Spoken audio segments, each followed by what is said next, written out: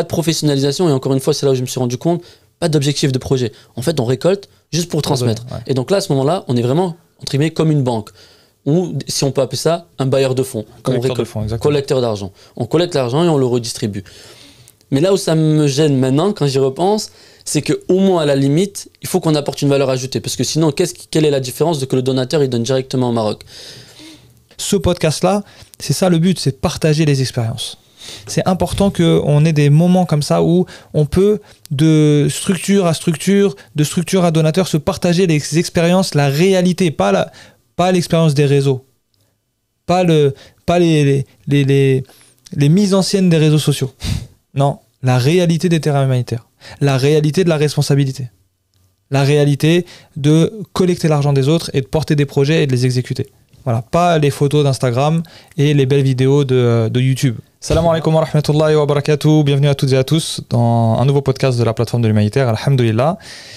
Très heureux en tout cas de partager ce podcast à venir avec vous. On va parler comme à notre habitude d'humanitaire musulman, de la philanthropie islamique. Et aujourd'hui, on se lance dans une nouvelle série de podcasts qu'on va initier aujourd'hui avec un de nos invités que je vais vous présenter, mais on va se plonger un peu à la découverte des associations partenaires de la plateforme de l'humanitaire, ce qu'on appelle les associations engagées vers l'excellence, celles qui ont fait le choix de nous rejoindre, de rejoindre la plateforme de l'humanitaire, de s'engager aux côtés de la plateforme de l'humanitaire en utilisant les services qu'on produit pour ces associations au quotidien pour leur faciliter leur mission. Alhamdulillah, donc aujourd'hui on est avec notre frère Oussem de l'association donc Sourire à tous. Salam alaikum Oussem. Wa alaikum salam, merci beaucoup pour l'invitation. Comment tu vas mon frère? Ça va, alhamdoulilah. Et toi? Alhamdulillah, barakallahu fik. En tout cas, on est très content de t'avoir. Vraiment, j'ai hâte qu'on commence ce podcast et qu'on enchaîne parce que il y a vraiment beaucoup de choses à raconter, je pense, sur ton histoire, sur Sourire à tous. Et ça va être passionnant, Inch'Allah. C'est un plaisir partagé. J'ai hâte aussi de tout vous raconter. Allah barak fik. Donc Sourire à tous, c'est une association donc d'aide internationale. Hein, si tu me reprends si je me trompe. Exactement. Et donc vous êtes partenaire donc depuis cette année de la plateforme. Et vraiment on vous remercie pour la confiance. On est vraiment honorés d'avoir des associations qui nous ont rejoints comme toi spontanément, qui nous ont exprimé leur besoin d'être accompagnés, qui ont aussi exprimé l'importance d'être accompagnés. On aura peut-être l'occasion d'y revenir. Mais avant, j'aimerais que tu présentes pour ceux qui ne connaissent pas Sourire à tous, ou même ceux qui le connaissent ou pensent le connaître. Si tu peux leur présenter un peu l'association. Ok, rapidement, 2-3 mots. Alors Sourire à tous, c'est une association qui a été créée en 2017, donc il y a 8 ans maintenant, machallah. Et c'est une association qui agit sur 4 points.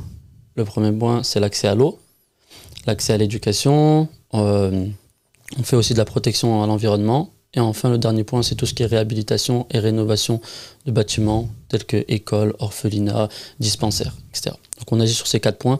Et tout ça, c'est réuni sur un seul point qui est l'innovation et la recherche de l'excellence. Alors, innovation, recherche de l'excellence, qu'est-ce que tu entends par là concrètement ?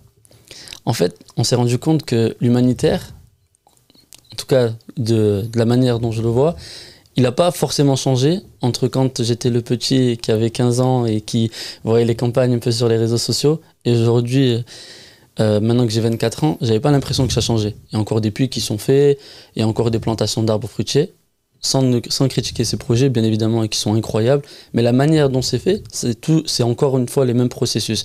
Et je me suis posé la question, pourquoi en 10 ans, on fonctionne encore de la même manière, sachant qu'on a de la chance, machallah, dans notre communauté, d'avoir des ingénieurs en agronomie, d'avoir des ingénieurs en hydraulique, etc. Donc normalement, on aurait dû pousser. Et c'est comme ça, en fait, que la recherche est venue. Et on s'est dit, OK, il faut qu'on aille beaucoup plus loin. C'est vrai que je te rejoins sur ton constat, évidemment. Mais c'est vrai qu'au fil de nos échanges, on a régulièrement l'occasion d'échanger ensemble sur vos projets, sur vos défis.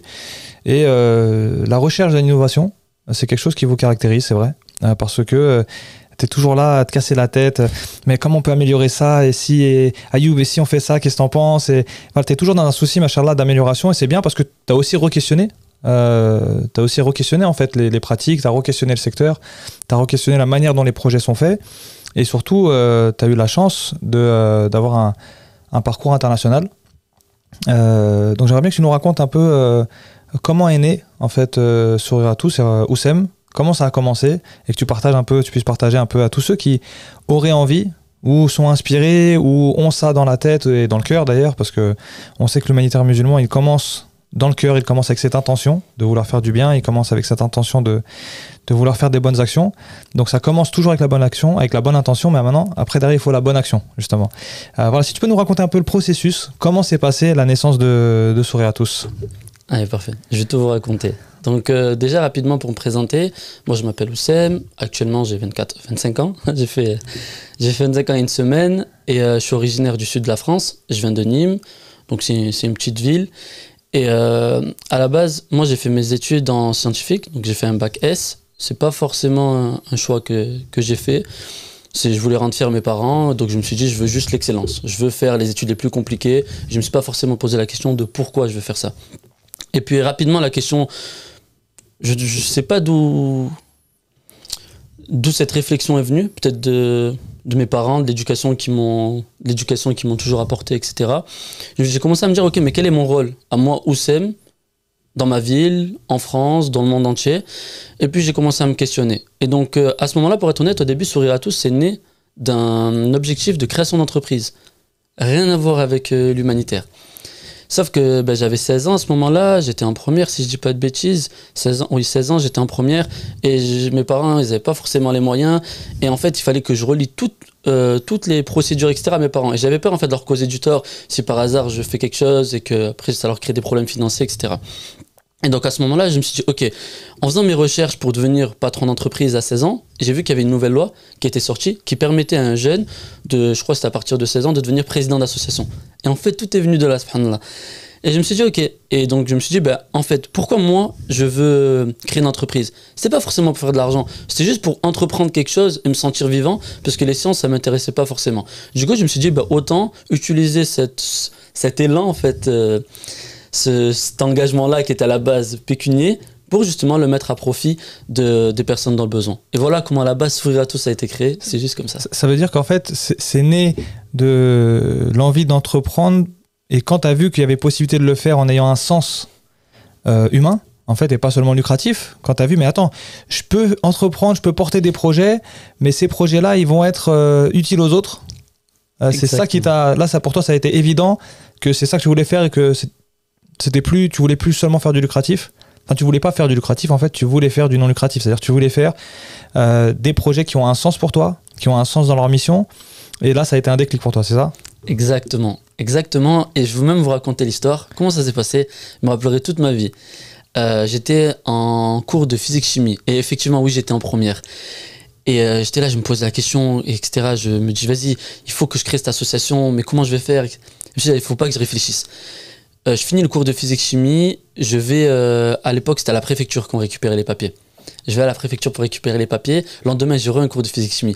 Pendant ce cours-là, je remplis tous les papiers, parce qu'avant c'était sous format papier, donc je remplis tout, etc. Et là la prof elle va me voir, elle prend le papier. Elle me dit c'est quoi ça? Je lui dis non c'est rien et tout et tout. Et elle fait pas attention justement au papier, elle voit juste que c'est un papier administratif, mais elle voit pas à quoi il correspond ce papier. Elle me le redonne gentiment, et je transmets les papiers. Ah non, et avant de transmettre les papiers, l'anecdote qui est importante, Sourire à tous, c'est pas né que de ma volonté. Parce que pour créer une association, faut être deux. C'est le principe même d'une association, c'est la réunion de deux personnes ou bien d'un groupe de personnes pour un objectif commun. Et du coup, je vais voir mon meilleur ami qui habitait en face de chez moi, et je vais le voir et je lui dis, écoute Lokman, ça s'appelle Lokman, je lui dis s'il te plaît, est-ce que tu peux signer? Et je lui parle pas du motif, même pas ce que c'est, etc. Il me dit, mais ok, je signe si t'as envie, mais c'est quoi? Je lui dis, en fait, j'ai envie de créer une association humanitaire. Il me dit, oh non, encore un projet. Parce que j'allais dire monter des projets avec lui, justement, financiers, de vendre un peu des montres, tu vois, qu'on commandait sur les sites chinois, etc. Il me dit, encore un projet? Je dis, non, sincèrement, tu imagines, on aide des gens, etc. et tout et tout. Il me dit, écoute, on fait un marché, toi et moi. Je signe, y a pas de souci. Et tu sais quoi, je vais t'aider. Tu vas pas faire ça seul. Je fais ça, mais que pendant 1 an. Dans 1 an, j'arrête. Mais au moins, je suis honnête avec toi, dans 1 an, j'arrête. Je dis, y a pas de souci et tout. Et lui, tu vas appeler ça comment? J'ai envie d'appeler ça Sourire à tous. Il me dit, mais pourquoi tu veux pas appeler ça Sourire pour tous? Je sais pas, nanana. Après, on va sur Internet, on voit que ça existe déjà. Je dis, non, tu vois, au moins, parce que moi, ce que je veux, c'est aider tout le monde. Déjà, à la base, quand j'ai commencé, j'ai dit, je veux aider tout le monde. Tu vois, c'est toujours ça la NIA, justement, comme tu le disais au début. pour moi, je pense qu'on commence tous avec la même raison, c'est de se dire on veut aider. Bien On sûr. se pose pas forcément la question de pourquoi, comment, est-ce qu'il y a une stratégie derrière, etc. Donc voilà comment ça a commencé Sourire à tous. Machallah. Ouais, c'est ça, c'est le sentiment, le besoin de vouloir se sentir utile, en fait, qui motive ces projets-là. Et on voit que ça peut aller très vite. Comme toi, ça veut dire c'est très spontané. Et je pense que c'est peut-être le cas et l'histoire de beaucoup d'aujourd'hui de responsables associatifs musulmans qui se sont réveillés un jour et puis ils se sont dit non, moi je veux être utile, je veux faire des projets pour les autres, je veux jouer mon rôle en fait dans cette vie, parce que je pense que ça connecte aussi avec la conscience que voilà, on est là pour faire du bien, on est dans une mission en fait, on est créé, on est dans cette vie pour une bonne raison, pour des raisons en tout cas, et ça c'est un cadeau qu'Allah il donne à certains, de prendre conscience que ce sentiment-là, il doit se concrétiser par des actions. Et c'est ce qui fait que tu prends ta feuille, tu signes et tu dis bah, je vais faire une association parce que je laisse tomber le projet lucratif, ça va être de l'associatif et ça va être des projets. Donc après, comment tu commences en fait, comment ça commence? Voilà, Sourire à tous, vous êtes deux. C'est quoi le premier projet? Franchement, c'est émouvant un peu parce que ça me rappelle justement cette époque-là. Et comme tu le disais, juste pour revenir un peu à ce que tu disais avant, on fait vraiment ça au début avec, même encore maintenant, mais c'est un peu plus compliqué justement quand t'as la partie après où il y a plein de choses qui s'imbriquent et justement tu te bats pour aller chercher cette nia. Mais au début, il n'y a que la nia justement, il n'y a rien d'autre, tu vois. Et je trouve ça intéressant parce que maintenant que j'y repense, c'est que j'avais rien dans ma tête. Je me suis dit, allez, on se lance, bismillah. Et c'est là où tu te dis, c'est vraiment un cadeau d'Allah. Et donc pour dire, ok, la première étape, comment ça a commencé avec Sourire à tous. Donc ça c'était fin de première. Ok, donc la fin de première, on crée l'association sous papier, etc.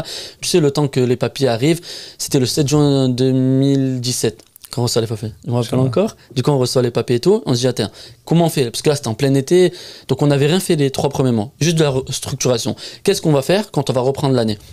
Donc la première chose qu'on a faite, je me rappelle, c'était s'entourer. Donc il y avait une fille, je me rappelle, qui s'appelait Inès, hyper intelligente, première de la classe, c'était une musulmane, mais genre hyper intelligente. Et du coup, je vais la voir naturellement, parce que je me dis, il faut que je m'entoure de personnes intelligentes.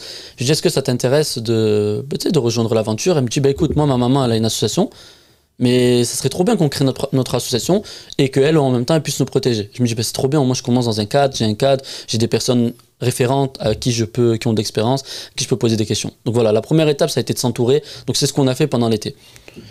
Et du coup, le premier projet que vous lancez, quel est le premier projet que vous lancez à la suite donc de ce groupe qui s'est organisé, qui s'est déclaré, qui a créé son association? Parce que ça, c'est souvent quelque chose qu'on oublie ou qui vient après, c'est l'existence administrative, hein. Ça c'est important de le rappeler.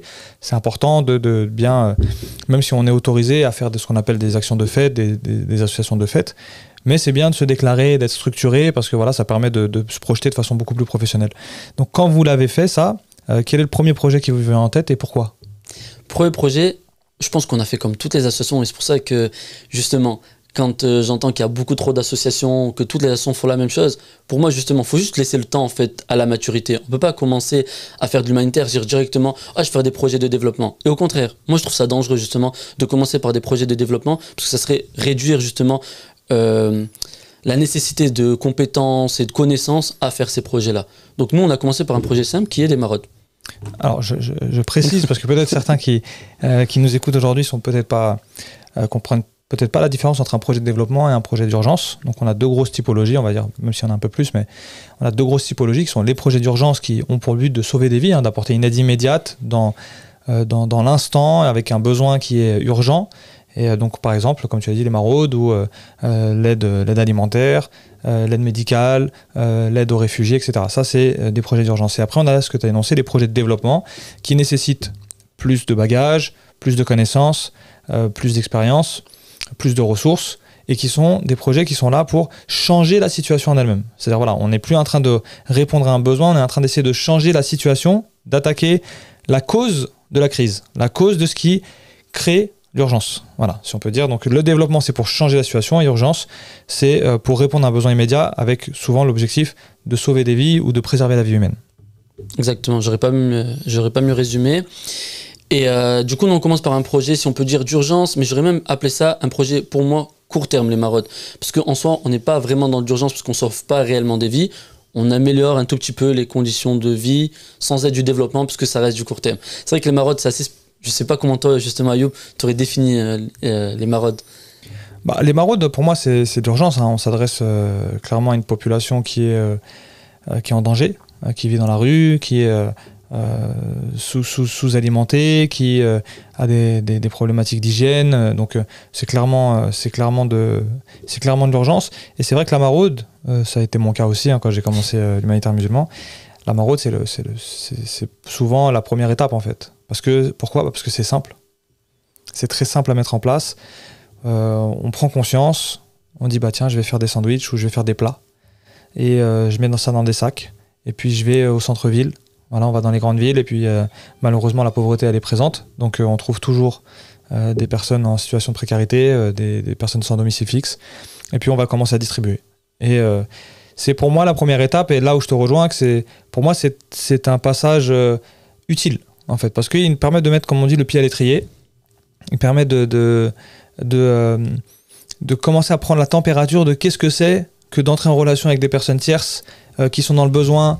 On va prendre conscience aussi de quelle relation on doit nouer avec eux, commencer à approcher aussi tout l'impact psychologique que ça peut avoir, organiser des projets, etc. Voilà, c'est pas simple, mais pour moi, c'est vraiment un passage très important de commencer par ces petits projets-là parce que justement, ils nous préparent. Ils nous préparent à des défis et des projets plus importants. Exactement. Du coup, pour moi, c'est justement ce qui m'a préparé, ce qui nous a préparé, parce qu'on était un groupe, du coup.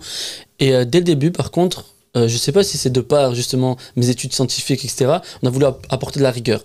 Et en fait, on s'est rendu compte que faire des paniers repas, à ce moment-là, on estimait qu'on n'était pas compétent. Pourquoi ? Parce qu'on n'allait pas avoir la rigueur, on n'avait pas des documents pour pouvoir préparer de la nourriture. Et je pense qu'il faut un document maintenant d'hygiène, etc. On ne peut pas juste distribuer la nourriture comme ça. En tout cas, je ne sais pas si à l'époque c'était autant réglementé que maintenant.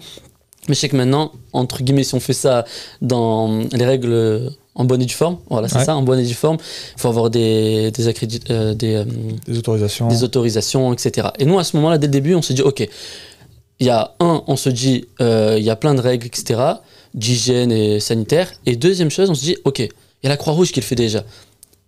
Il ne faut pas qu'on apporte une aide qui va être superficielle. On va pas faire un doublon, voilà. On nous disait tout ensemble, on veut pas faire de doublon. Donc on s'est dit, on va faire les vêtements. En tout cas, à ce moment-là, à Nîmes, il y avait personne qui le faisait, en tout cas de manière régulière. Donc on s'est dit, ok, il faut qu'on apporte une action complémentaire, une réponse complémentaire à celle qui existe déjà pour ne pas faire de doublon. Et c'est comme ça qu'on s'est lancé. Et en plus, comme je te disais, là, au début, en été, c'était juste une restructuration de l'équipe. Donc quand on a commencé, l'hiver est très vite arrivé. Donc on s'est dit, en plus, il y a un sens. Et donc on a commencé à faire des appels aux dons pour pouvoir récolter des vêtements. Et là, je pense que première désillusion qui arrive dans le monde humanitaire, c'est du point de vue du donateur et du côté des bénéficiaires grâce à cette mission. Et c'est pour cela que moi, je conseille à toutes les associations de commencer par tout ce qui est maraude, parce que comme tu le disais, tu as un premier lien avec des donateurs directs, parce que tu demandes une donation qui est physique, et idem avec le bénéficiaire, tu as un réel contact physique avec le bénéficiaire. Je pense que Barakallahu Fik, il y a un truc que tu as dit qui est très intéressant, c'est qui vient du coup challenger une autre chose que tu as dit juste après, qui est tout le monde devrait commencer par ça, mais il ne faut pas faire doublon. Et c'est ça qui est intéressant, c'est que il faut pas forcément commencer par ça, mais je pense que ce qu'il faut retenir, c'est qu'il faut commencer par des choses, il faut y aller crescendo en fait. Il faut prendre conscience qu'il y a besoin d'apprendre à connaître en fait cet environnement-là. Donc ça peut être des maraudes, mais ça peut aussi être de la visite à domicile, ça peut être de l'aide aux devoirs, ça peut être plein de petites actions en fait qui sont pas engageantes en termes de structuration, mais qui peuvent permettre d'être vite dans le sujet. Dans le vif du sujet, j'ai envie de dire, c'est-à-dire être sur le terrain, être auprès des personnes vulnérables facilement, sans que, parce que voilà, on n'est pas expérimenté, sans que on puisse trop impacter négativement ces bénéficiaires-là si on fait des erreurs. Mais oui, il ne faut pas faire doublon. Et là, je te rejoins, je suis totalement d'accord. Et il faut toujours se poser la question de voilà, ce que je fais moi, est-ce que quelqu'un d'autre le fait déjà ?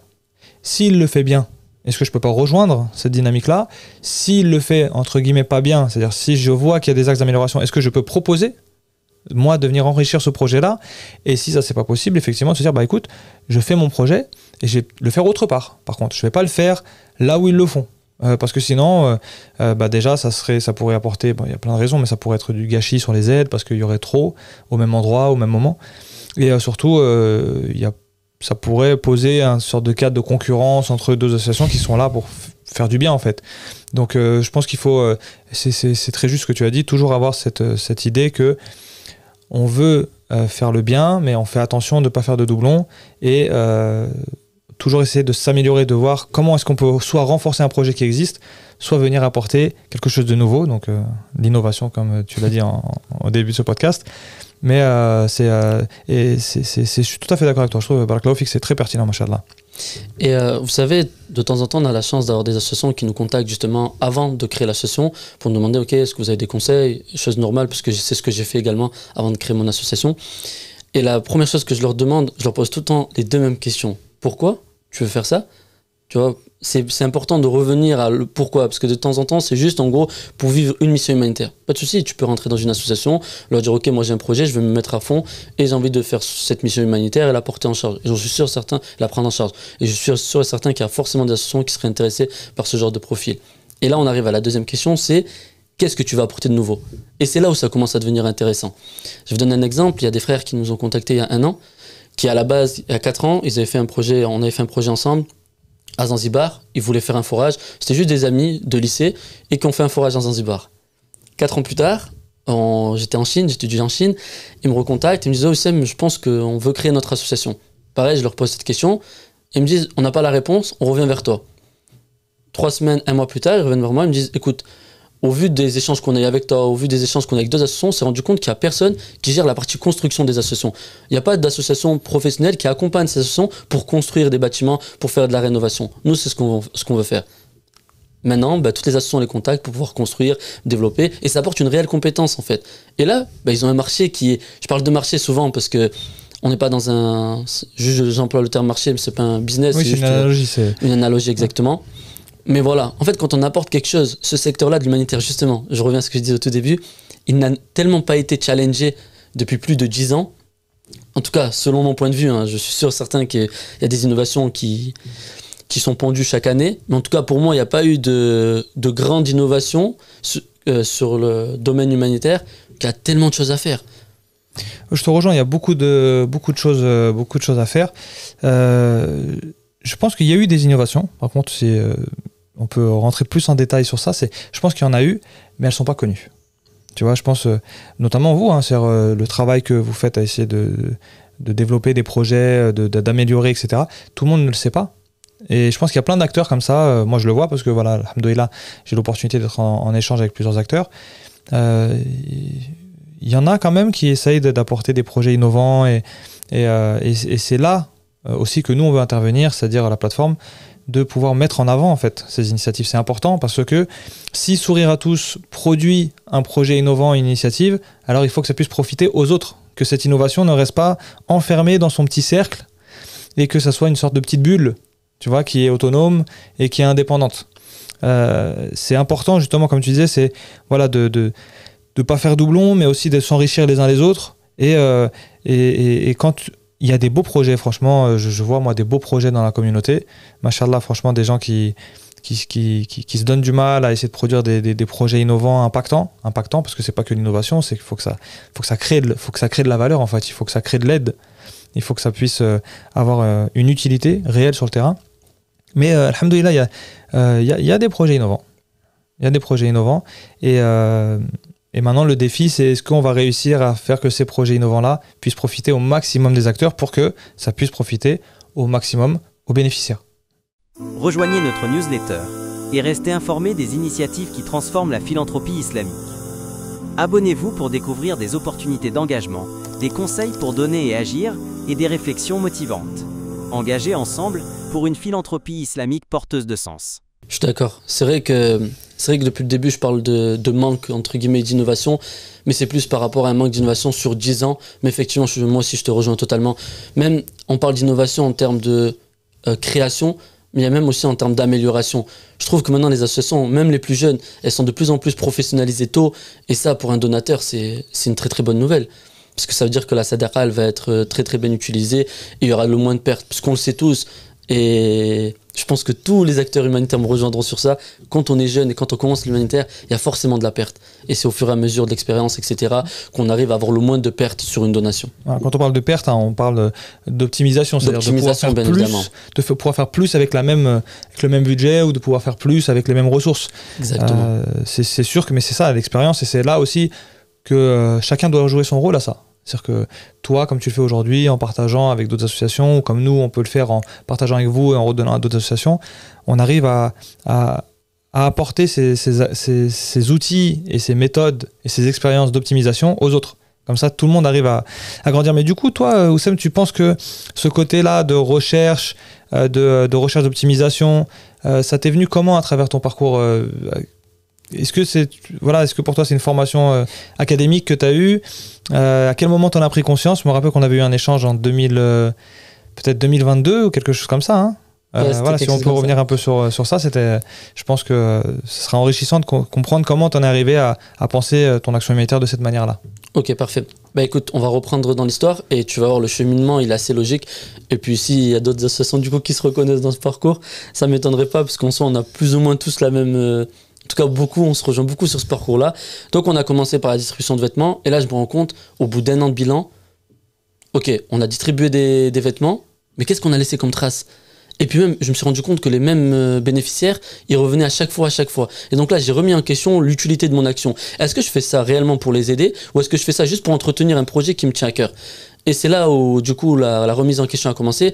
Donc, je me rappelle, chez nous, on a la chance dans le sud, l'hiver, il se termine très tôt. Donc, je pense qu'on est vers mars. Et donc là, on se pose la question, ok, faut qu'on switch parce que déjà, on fait que demander, en fait, aux donateurs.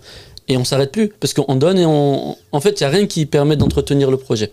Là, à ce moment-là, vous faisiez que des maraudes. Hein. Là, que des maraudes. Et là, à ce moment-là, Et on est en quelle année, là? Là, on est en 2018. 2018. Donc, ouais, 2017, on crée l'association. 2018, et donc là, on est vous faites des maraudes. D'accord. On fait des maraudes. Et là, il y a un premier projet humanitaire qui commence à avoir le jour, où justement, cette Inès, sa maman, elle avait un contact pour faire un projet au Maroc de distribution d'affaires scolaires. Et donc, on se dit, ok, mais pour lever l'argent, il faut bien qu'on fasse quelque chose. Sauf que nous, à ce moment-là, on était un peu réseaux sociaux, mais quand tu commences, t'as que 200-300 abonnés, c'est compliqué, les gens te font pas confiance. Et nous, on avait un autre problème, c'est qu'on était jeunes. On avait que 16-17 ans dans notre groupe. Donc les gens, ils nous faisaient encore moins confiance. Et donc là, on se pose la question. Et sauf qu'autour de moi, on avait un groupe de... Désolé, à ce moment-là, j'étais jeune, chanteurs, danseurs, etc. Et du coup, on s'est dit, vas-y, on va créer un gala caritatif. Je recommande pas, mais c'est la vérité, c'est notre histoire et c'est comme ça qu'on a commencé. Et donc, on fait un gala caritatif dans notre lycée. Et là, on fait succès, entre guillemets, si on peut appeler ça succès. Il y a tout le monde qui vient, salle pleine, même le lycée est épaté.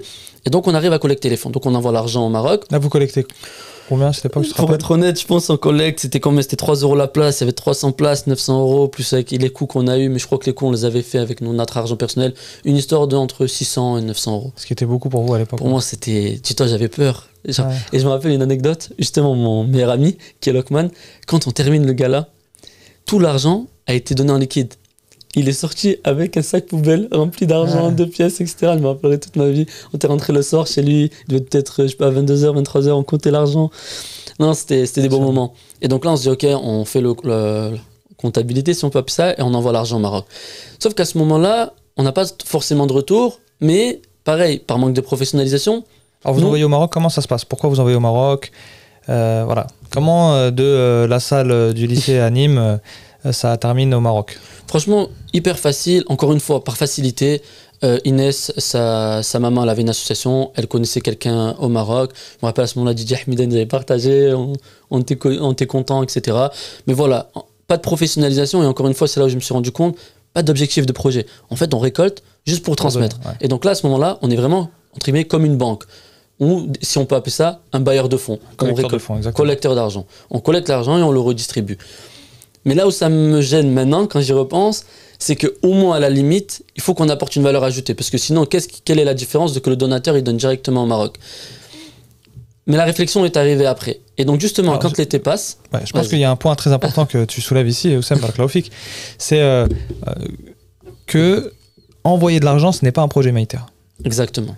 envoyer de l'argent n'est pas un projet humanitaire, c'est une fonction, c'est un rôle, c'est un élément important et indispensable de la collecte de fonds, mais ce n'est pas un projet humanitaire d'envoyer de l'argent. Un projet humanitaire, c'est un projet qu'on réfléchit à la base d'une analyse de terrain, d'un besoin qui existe, qui fait apparaître donc des besoins qu'on va estimer en termes de coûts pour y répondre, et c'est là qu'on va lever des fonds sur la base de ce montant-là pour pouvoir aider. Ça c'est un projet humanitaire. Lever des fonds n'est qu'un maillon de ce projet-là. Et ça c'est très pertinent de ta part de le rappeler. C'est voilà, tu as tout de suite eu cette conscience en disant mais ok, lever des fonds c'est bien, mais c'est pas un projet ça. Et donc du coup, c'est grâce à cette première expérience que toi tu te questionnes et que tu te dis bah voilà, faut penser ça autrement, parce que là ça a été encore une fois je pense le schéma classique qui est j'ai quelqu'un dans mon entourage qui a un contact quelque part où il y a de la pauvreté, et c'est la réalité, il y a de la pauvreté à cet endroit-là, et donc je vais envoyer de l'argent et puis on va aider. Et ça c'est souvent la vision un peu simpliste et nia en fait qu'on a de l'action humanitaire, qui est moi j'ai donné pour aider, mais on peut aller beaucoup plus loin en fait. Et il faut aller beaucoup plus loin comme tu le disais. Exactement. Et jusqu'à l'instant il n'y a rien de pas normal. Au contraire c'est bien, tu collectes de l'argent, des gens te font confiance, peut-être qu'ils te feront confiance à toi Oussem ou à toi Ayoub, et ne feront pas confiance à une autre personne. Tu prends l'argent et tu le donnes à d'autres acteurs qui eux sont compétents pour redistribuer. Ok, sauf que moi c'est pas ce que je voulais faire. Rapidement, je me dis, moi, c'est pas pour ça que j'ai créé cette organisation. J'ai créé cette organisation pour avoir un véritable impact. Et cet impact, tu veux le maîtriser de bout en bout. Et là commence justement le chemin spirituel, d'un côté, parce qu'il y a la question aussi de se dire, qui nous sommes, nous, Sourire à tous? Est-ce que nous sommes une association musulmane? Parce que c'est une question aussi que beaucoup d'associations musulmanes se demandent. Est-ce que je dois me positionner en tant qu'association musulmane? Est-ce que je dois me positionner en tant qu'association avec une éthique musulmane? Ou est-ce qu'avec une association généraliste et je ne communique pas, etc. Mais ça, on en reviendra après, parce qu'à ce moment-là, j'étais encore assez jeune, et donc il n'y avait pas ce chemin spirituel. Il y avait plus le chemin, du coup, entre guillemets, intellectuel et professionnel de, ok, comment on amène Sourire à tous à la deuxième étape où je deviens exécutant, où je deviens gestionnaire de projet. Donc là, j'ai le bac, du coup, j'ai mon bac S. Et sauf qu'en fait, justement, cette année, elle m'a permis, et comme quoi aussi, l'humanitaire, c'est quelque chose qui transforme une vie. C'est pas juste une étape dans une vie, ça transforme une vie. Donc, je change de projet professionnel. J'abandonne tout ce qui est faire passer, continuer en tout ce qui est sciences, et je passe en IUT technique commercialisation. Toujours dans l'optique de me former en gestion de projet. Et donc là c'est déjà imprégné, tu veux faire cette IUT parce que tu as fait de l'humanitaire à un niveau très, très local. Ça a éveillé chez toi cette conviction, et là tu dis je change de cursus de formation pour aller faire cette UIT. Exactement, là je me dis écoute, avec déjà la première envie que j'avais de créer une entreprise, que j'ai entrepris avant mes 16 ans justement, à vendre, etc. Puis là je me dis ok, j'ai un vrai projet professionnel, donc il faut que je me forme. Je me dis, là c'est bon, c'est parfait, je veux faire du management, je veux gérer des équipes, je veux gérer des projets. Et donc je me dis, la meilleure chose, c'est aussi ne pas l'en prépa, parce que ça va être encore très académique, c'est d'aller dans quelque chose où ça va me donner des outils. Et donc l'IUT de technique commercialisation, que je recommande à beaucoup de personnes, c'est une très bonne formation. Pour faire de l'humanitaire ? Pour faire de l'humanitaire, et même pour quelqu'un qui veut faire du management de projet, qui veut être entrepreneur, pour moi, encore une fois, c'est que mon avis, c'est la meilleure formation qu'on peut faire, parce que j'ai fait, alhamdoulilah, un bac plus 6, j'ai fait 2 bacs plus 5, et toutes mes bases sont venues que de ces 2 ans-là. Tout ce que j'ai appris, j'ai rien appris qui a changé en gros tu vois, ça fait que juste améliorer mes bases que j'ai eues en DUT technique commercialisation. Donc conseil de Oussem, pour ceux qui veulent faire de l'humanitaire, qui veulent se professionnaliser, donc sur la partie, on a dit, management et gestion de projet. Donc l'IUT, rappelle-nous. Technique de commercialisation. Voilà, c'est une piste parmi d'autres. Hein. Il y a aussi des instituts, il y a aussi des cursus universitaires, académiques pour faire de l'humanitaire, des relations internationales, etc. Mais voilà, pour ceux qui sont là-dedans et qui ont envie de transformer leur vie, comme tu l'as dit, c'est vrai, ce que tu as dit, c'est trop vrai. C'est-à-dire, ça change ta vie en fait. C'est-à-dire que quand tu prends conscience que tu as un rôle à jouer et que tu peux avoir un impact sur les gens, et qu'Allah, subhanahu wa ta'ala, parce qu'il ne faut pas oublier que c'est Dieu qui donne en fait cette capacité-là, t'as choisi et t'as mis à l'endroit, au moment où c'était possible. C'est-à-dire que là, tous les ingrédients sont présents. Ça change ta vie. Voilà, ça change ta vie. Donc pour ceux, voilà, petit conseil pratico-pratique de ce podcast déjà. Voilà, si vous êtes dans un IUT de ce type-là, sachez que c'est des compétences dont vous aurez besoin pour faire une action humanitaire. Je te laisse continuer. Et donc si je continue rapidement dans mon parcours, parce que l'objectif c'est pas s'intéresser à moi, mais plus à l'association, mais mon parcours en fait a vraiment impacté l'association. Parce que du coup, les IUT Technique Commercialisation, sans trop faire leur promotion, c'est un IUT où tu fais 12 matières pratiquement différentes par semestre. Ça veut dire qu'en 2 ans, tu vois presque 48 matières. Et donc, en fait, ça permet d'avoir en fait au moins des notions de comptabilité, des notions en management, des notions en finance, en études de marché. En fait, plein de choses qui sont liées à la base au business, mais qu'en fait, on peut appliquer de manière un peu transformée à l'humanitaire. Et donc, c'est grâce à cette unité-là où j'ai ce côté professionnalisation. Mais maintenant, quand est-ce que ça s'est appliqué réellement à Sourire à tous? La chance que j'ai eue pendant l'IUT Technique Commercialisation, c'est qu'on a le droit de choisir un projet qu'on va faire pendant 1 an, où on va être noté, on va avoir une note en parallèle de nos études. C'est obligatoire et tu fais ça pendant 1 an. Et moi j'ai choisi Sourire à tous. J'ai eu la chance de proposer à mon UT d'être mon propre tuteur de projet. Ils ont accepté et donc là l'objectif c'était de faire un voyage humanitaire en Inde. Donc là, on reçut le parcours, maraude, on se dit attends mais les maraudes c'est pas assez, on fait toujours la même chose. Puis après il y a le Maroc, mais ok, mais il n'y a pas de suivi, il n'y a pas de gestion de projet. On se dit ok, on va faire un projet en Inde ou sinon qu'allons gérer le projet de A à Z, de sa collecte, de l'analyse des besoins jusqu'à la distribution. Ça c'est extraordinaire, tu fais ça dans le cadre de tes études? Dans le cadre de mes études. Alors là c'est jackpot quoi. Incroyable. Hein, donc là, je fais comment? De fil en aiguille, j'arrive à avoir un contact via des personnes que j'ai dans mon entourage en Inde. D'un Français qui est en Inde, qui s'appelle... j'ai oublié son prénom. C'est pas grave, il t'en voudra pas. Je pense pas qu'il m'en voudra. Et c'est une personne assez âgée et qui était appelée, par contre, je me rappelle son surnom, Uncle. C'est parce que je l'appelais tout le temps justement Uncle moi aussi. Là-bas, c'était l'oncle, c'était tonton. Ouais. Et j'ai commencé ma première mission humanitaire où? Et je me rappelle, et ne faites jamais ça par contre. C'est vraiment, je vous déconseille de faire ça. C'est une des plus grosses erreurs que j'ai faites en termes de sécurité, en termes de plein de choses. Et je vais vous en parler de toute manière. Partir avec ton sac à dos tout seul. Partir dans mon sac à dos avec une équipe de personnes aussi. C'est-à-dire je prends en plus la responsabilité de personnes sans avoir les compétences, sans avoir mis un premier pied sur le terrain avant de prendre des personnes avec moi. Et 3e point, ma réflexion c'était quoi? Qui était un peu stupide à ce moment-là. C'est que pour ma première mission humanitaire, j'ai envie de la faire là où il y a le plus de besoins. Et sauf que c'est plus de besoins, plus de dangers, parce que tu ne peux pas maîtriser la situation. Bien sûr. Je m'arrête sur ça aussi, c'est très important ce que tu as dit, Barakallahu Fik. Des fois, notre bonne intention, elle nous pousse à prendre trop de risques. Elle nous fait oublier la réalité du contexte dans lequel on se lance. Et je parle même pas que, que du contexte de la crise en elle-même, mais des risques qu'on peut encourir personnellement, individuellement. C'est dangereux en fait de voyager dans des pays qu'on connaît pas, avec peu de moyens. C'est dangereux. Les pays en crise sont des pays dangereux parce que y a de l'insécurité, il y a de la pauvreté, il y a de l'instabilité, et puis on ajoute à ça qu'il y a un manque d'expérience souvent des personnes qui partent comme ça. Donc c'est un très bon conseil que tu partages là, Barakallahu Fik. Il faut toujours, pour moi, on peut pas dire ne soyez pas imprudent parce qu'on ne sait pas qu'on est imprudent quand on est imprudent, tu vois. Mais demandez toujours conseil à ceux qui ont fait ce que vous avez fait. Demandez toujours conseil à ceux qui ont plus d'expérience que vous. Toujours demandez conseil. Et des fois, les conseils, ils sont durs à accepter parce qu'ils sont pas ceux qu'on voudrait. On va nous dire non, pars pas, fais pas ça. Je te déconseille. Alors que voilà, le nef, il a envie, il dit non, moi je vais être sur le terrain, je vais aller aider, je vais être avec les pauvres, je veux jouer mon rôle, etc. Mais c'est toujours écouter ceux qui nous ont devancés en fait. Même si on pense qu'on a compris quelque chose qu'eux n'ont pas compris, qu'on peut apporter quelque chose qu'eux ne pouvaient pas apporter, mais le conseil, c'est de l'or en fait. Le conseil des gens qui ont plus d'expérience que nous, c'est inestimable et il faut toujours le faire parce que ça nous évitera de tomber dans des problèmes. Parce que comme je dis toujours, tu as peut-être pas eu de problème, mais il y en a qui ont eu des problèmes. Donc le prochain, peut-être que lui, il aura des problèmes.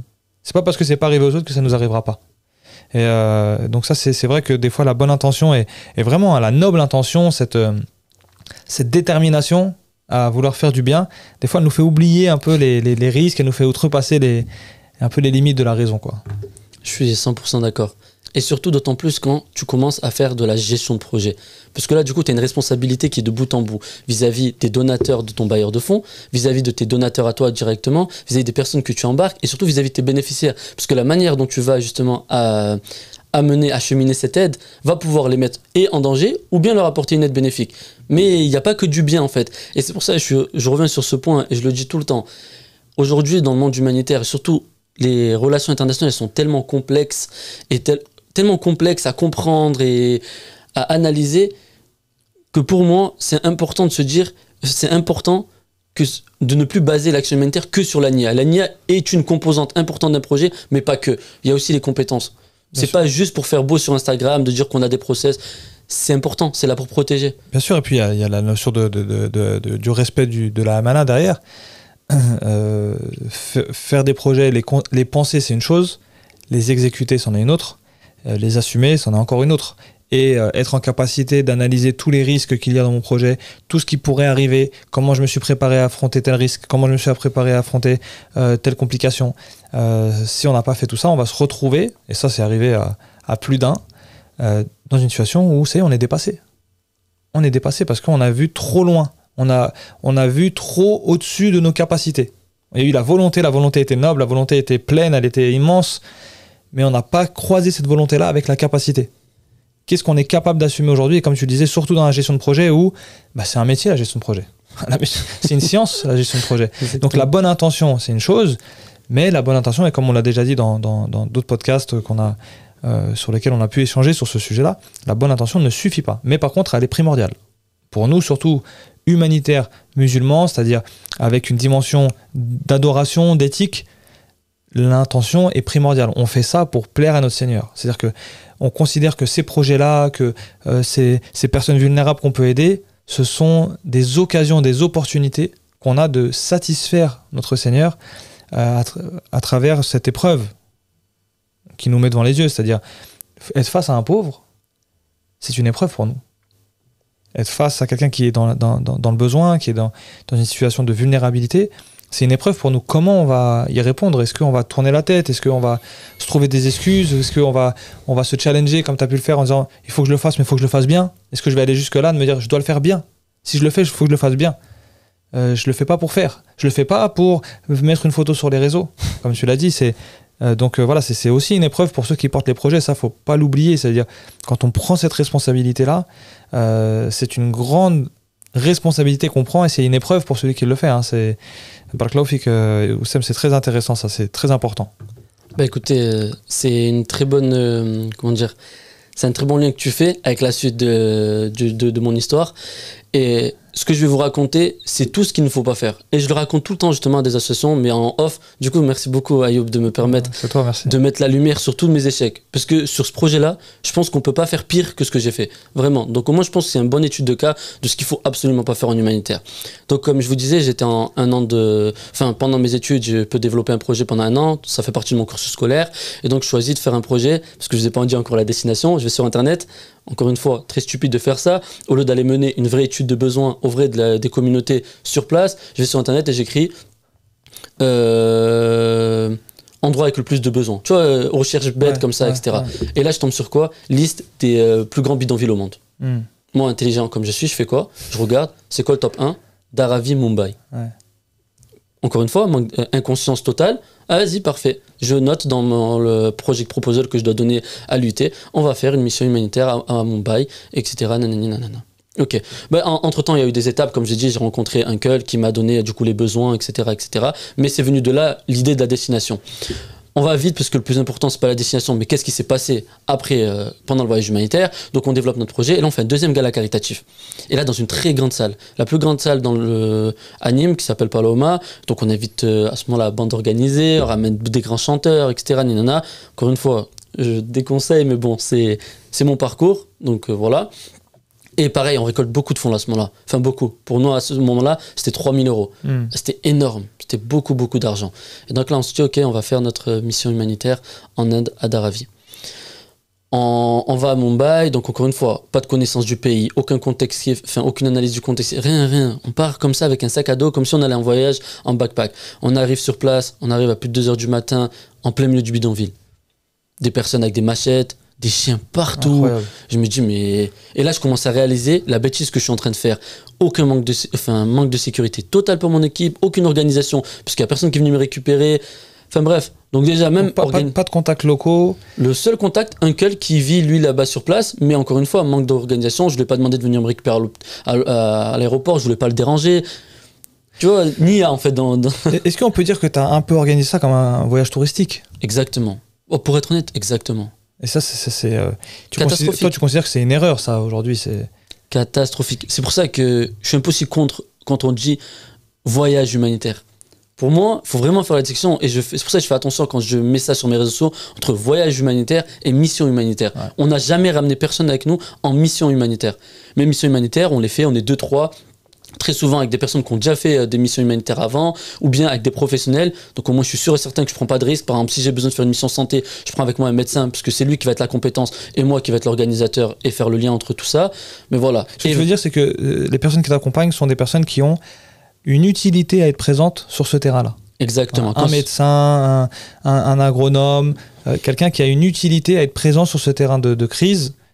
C'est ton critère, toi, pour embarquer les gens avec toi sur ton voyage. Sur une mission humanitaire, exactement. Et c'est pour ça que les missions humanitaires, je les fais en général, on est 2-3 maximum. Le troisième, c'est très souvent c'est un photographe quand c'est une grosse mission. Pareil, idem, pour les missions, je préconise souvent de ne pas prendre un photographe dès la première mission. Pourquoi ? Parce que déjà, ça va mettre une distance avec le bénéficiaire, ça va remettre en question aussi les intentions, etc. Mais le plus important pour moi, c'est plus la deuxième étape qui est le voyage humanitaire. Le voyage humanitaire, par contre, on a déjà embarqué des personnes qui n'ont rien à voir avec l'humanitaire, mais là c'est différent. On les ramène dans un cadre sécurisé, dans un cadre où on a déjà développé des projets. Et donc là, eux, ils viennent pas en tant que réalisateurs de projets, mais juste en tant qu'expérience. Et c'est vraiment important de faire la différence, même quand on va vendre, entre guillemets, ça aux bénéficiaires. C'est important qu'ils ne se disent pas qu'il va tout changer, etc. Parce que ce n'est pas notre métier. Moi, je ne suis pas maçon de formation. Et surtout, sur place, ils ont des compétences qui sont beaucoup, beaucoup plus élevées que les nôtres. Ça, c'est très important de le rappeler. Ouais, tu as raison. Hein, souvent, on pense que nous, on sait mieux qu'eux et qu'on sait mieux faire.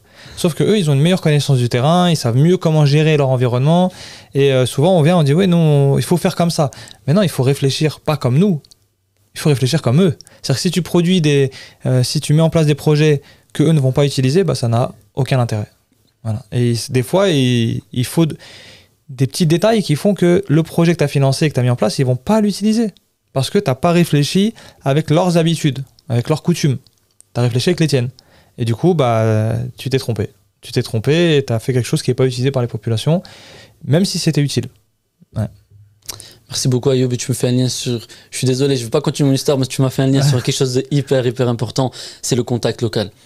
En fait, je ne sais pas pourquoi, mais en France en tout cas, et même beaucoup plus en Angleterre et avec le modèle anglo-saxon, beaucoup plus présent que chez nous, on ne montre pas nos partenaires locaux. Par peur qu'on pense que justement on n'est qu'une association collectrice de fonds et que justement nous on est là que pour envoyer de l'argent et donc ça réduit un peu notre travail et donc on veut cacher notre partenaire. Non, il n'y a pas de honte à dire qu'on travaille avec des partenaires locaux. Et justement, en tant que donateur, on devrait se dire c'est rassurant qu'ils travaillent avec des partenaires locaux et qu'ils ne font pas ça juste avec leur simple manière de penser, c'est de dire on va changer ça comme ça. Ouais, tout à fait. Ouais. Parce que pour recontextualiser ça, c'est en fait le fonctionnement, c'est que dans les projets humanitaires ou dans les programmes humanitaires, eh bien, il y a des acteurs qui sont en France, il y en a qui sont dans les pays locaux. Donc par exemple, là, si c'est l'Indonésie, on va avoir des acteurs en Indonésie. Ça, c'est ce qu'on appelle des partenaires. Voilà. Ce sont des partenaires et ces partenaires-là remplissent des fonctions à l'intérieur de ce projet-là pour que le projet puisse exister. Et donc, on noue des relations de partenariat avec chacun des responsabilités et en général, donc, on va confier aux partenaires locaux l'expertise des besoins locaux. Voilà. Voilà, pour ceux qui ne sont pas peut-être familiers avec la construction des projets, ce n'est pas forcément l'association qui collecte les fonds qui fait la construction de l'orphelinat ou qui fait la foration du puits. Vous imaginez bien que quand on a grandi à Nîmes ou à Paris, on ne sait pas faire un forage, quoi. Donc on prend des partenaires et donc ça implique encore une fois beaucoup de responsabilité de prendre des partenaires parce que envoyer de l'argent qu'on a collecté, c'est une énorme responsabilité. Et donc qu'est-ce qu'on a mis en place pour s'assurer qu'on a bien choisi nos partenaires ? Ça, c'est encore un autre sujet, un autre défi, justement, pour revenir à ce que tu disais au départ, c'est au début, on fait avec la bonne intention, mais après, on se rend compte qu'on a besoin de rajouter beaucoup de compétences à cette bonne intention pour que cette bonne intention ait l'impact maximal, ou optimal, plutôt, devrais-je dire. Exactement. Et même pour ajouter juste un petit détail, pour moi, il existe deux grands types d'associations. Il y a celle qui va collecter les fonds et qui va les envoyer directement à un partenaire local. Et après, il y a un autre style, par exemple, Humainement Concernés, le font très très bien, où ils vont implanter leur organisation dans un pays, ils vont quand même travailler avec des locaux, mais selon leur charte, selon leur processus, etc. Et donc, il y a ces deux grands modèles associatifs. Ouais, il y a même un troisième modèle, qui est le modèle un peu international, où on va allouer des budgets pour des projets qui sont déjà pensés. C'est-à-dire on va s'intégrer dans une dynamique de coordination, où on va dire, voilà, bah, nous, on va apporter du budget pour remplir un objectif global. Donc, c'est un peu le système de l'ONU. Hein. Les ODD, par exemple, on dit, voilà, bah, y a des projets pensés pour chaque ODD, objectif de développement durable. Et puis, on va s'intégrer à cette dynamique de coordination générale où voilà, on va plutôt être un bailleur mais avec une volonté d'agir sur tel ou tel domaine. Ça c'est quelque chose qu'on explique hein, notamment sur le site de e-learning qu'on a produit pour accompagner les associations humanitaires, c'est les modèles de structuration de projet. Et ce que tu dis c'est très important, c'est aussi de bien comprendre comment on veut agir. C'est-à-dire si je ne sais pas faire de la construction, je ne vais pas construire un orphelinat. Exactement. Je ne vais pas faire ça. Je vais faire appel à un partenaire qui, lui, sait le faire. Et moi, ma responsabilité, ça sera de mettre en place ce qu'il faut mettre en place pour m'assurer que je choisis correctement le bon partenaire qui me permettra d'honorer ma responsabilité et de faire exister le projet pour lequel j'ai été mandaté par mes donateurs. Exactement. Et si je peux donner un conseil, encore une fois, ça ne comment ça s'appelle ? J'allais dire n'engendre, mais... ça n'engage que toi ? Ça n'engage. Mais tu es là pour donner tes conseils aussi. C'est pour ça qu'on t'a invité dans ce podcast et on veut écouter, nous, ton histoire, on veut écouter voilà, ton expérience. C'est ça qui est riche, en fait, pour moi-même et pour tous ceux qui nous écoutent. Baklofik, n'hésite pas. Ça n'engage que ma responsabilité. Mais si je peux envoyer un message aux associations, s'il vous plaît, au contraire, si votre partenaire est fiable, ne le cachez pas, au contraire. Vous savez, ô combien d'associations je connais, elles ont justement pris un partenaire au hasard ou bien justement elles sont tombées sur un partenaire, elles lui ont fait confiance justement parce qu'elles n'avaient pas accès à d'autres informations. Et si vous avez déjà fait ce travail de due diligence, que je parlerai un petit peu après quand je parlerai de justement le moment où on s'est rencontrés toi et moi, eh ben justement c'est une ressource. Et je terminerai juste sur ça, sur ce petit point de conseil, c'est n'oubliez pas que celui qui montre la bonne action, il a la même récompense que celui qui l'a faite. Donc même si ils vont pas passer par vous pour faire le projet, mais ils vont passer par le partenaire, si vous avez mis la bonne intention, Inch'Allah, vous allez avoir la bonne récompense vous aussi. Pour reprendre du coup mon histoire, j'étais en Inde et je vais maintenant vous parler de mes échecs et je vais vous parler des problèmes que j'ai eus. Donc j'arrive en Inde, rapidement, je vais pas vous faire tout le détail, mais plus des erreurs, les pointer un par un. Première chose, j'avais un budget. Et première erreur, je n'ai pas défini comment j'allais dépenser ce budget-là. J'avais une trame où je me suis dit, ok, je savais pourquoi j'allais quand même, je savais pourquoi je me déplaçais. C'était pour permettre l'accès à l'éducation à 20 jeunes filles dans ce bidonville-là. Et l'objectif, c'était justement de leur permettre d'acheter toutes les fournitures scolaires, etc. Mais je n'avais pas très très bien budgétisé ça. Donc quand je me suis retrouvé sur le terrain, je me suis retrouvé avec un budget, je pense de... Tout à l'heure, j'avais dit qu'on allait collecter 3000, mais sauf qu'on avait déjà envoyé 1000, je pense que je dois avoir 2000 € sur moi. Tu fais quoi avec ces 2000 € si tu les as pas budgétisés? Si tu n'as pas budgétisé avant et tu n'as pas planifié. Et là, plus grosse erreur. Est-ce que je peux te poser une question avant que tu me donnes l'erreur? Vas-y. Est-ce que tu penses qu'avec le recul, faire un voyage en Inde pour dépenser un budget de 2000 €, est-ce que c'était pertinent de faire ça? D'aller sur le terrain pour seulement 2000 € de budget? Est-ce qu'aujourd'hui, tu penses que tu aurais dû faire autrement ou est-ce que ça reste pour toi pertinent? C'est une bonne question. Je suis désolé, là, je peux pas répondre cash. C'est une bonne question. Est-ce que je trouve ça pertinent? Oui, je trouve ça pertinent maintenant, quand je vois tout ce que j'ai appris. Mais est-ce que j'ai besoin de dépenser 2000 € pour apprendre? Et c'est là où je donne un autre conseil, et c'est ce que tu disais, Ayoub. Sincèrement, si moi je devais revenir en arrière, j'aurais tellement aimé que d'autres associations me prennent par la main et me disent, écoute, viens avec nous et on va tout apprendre.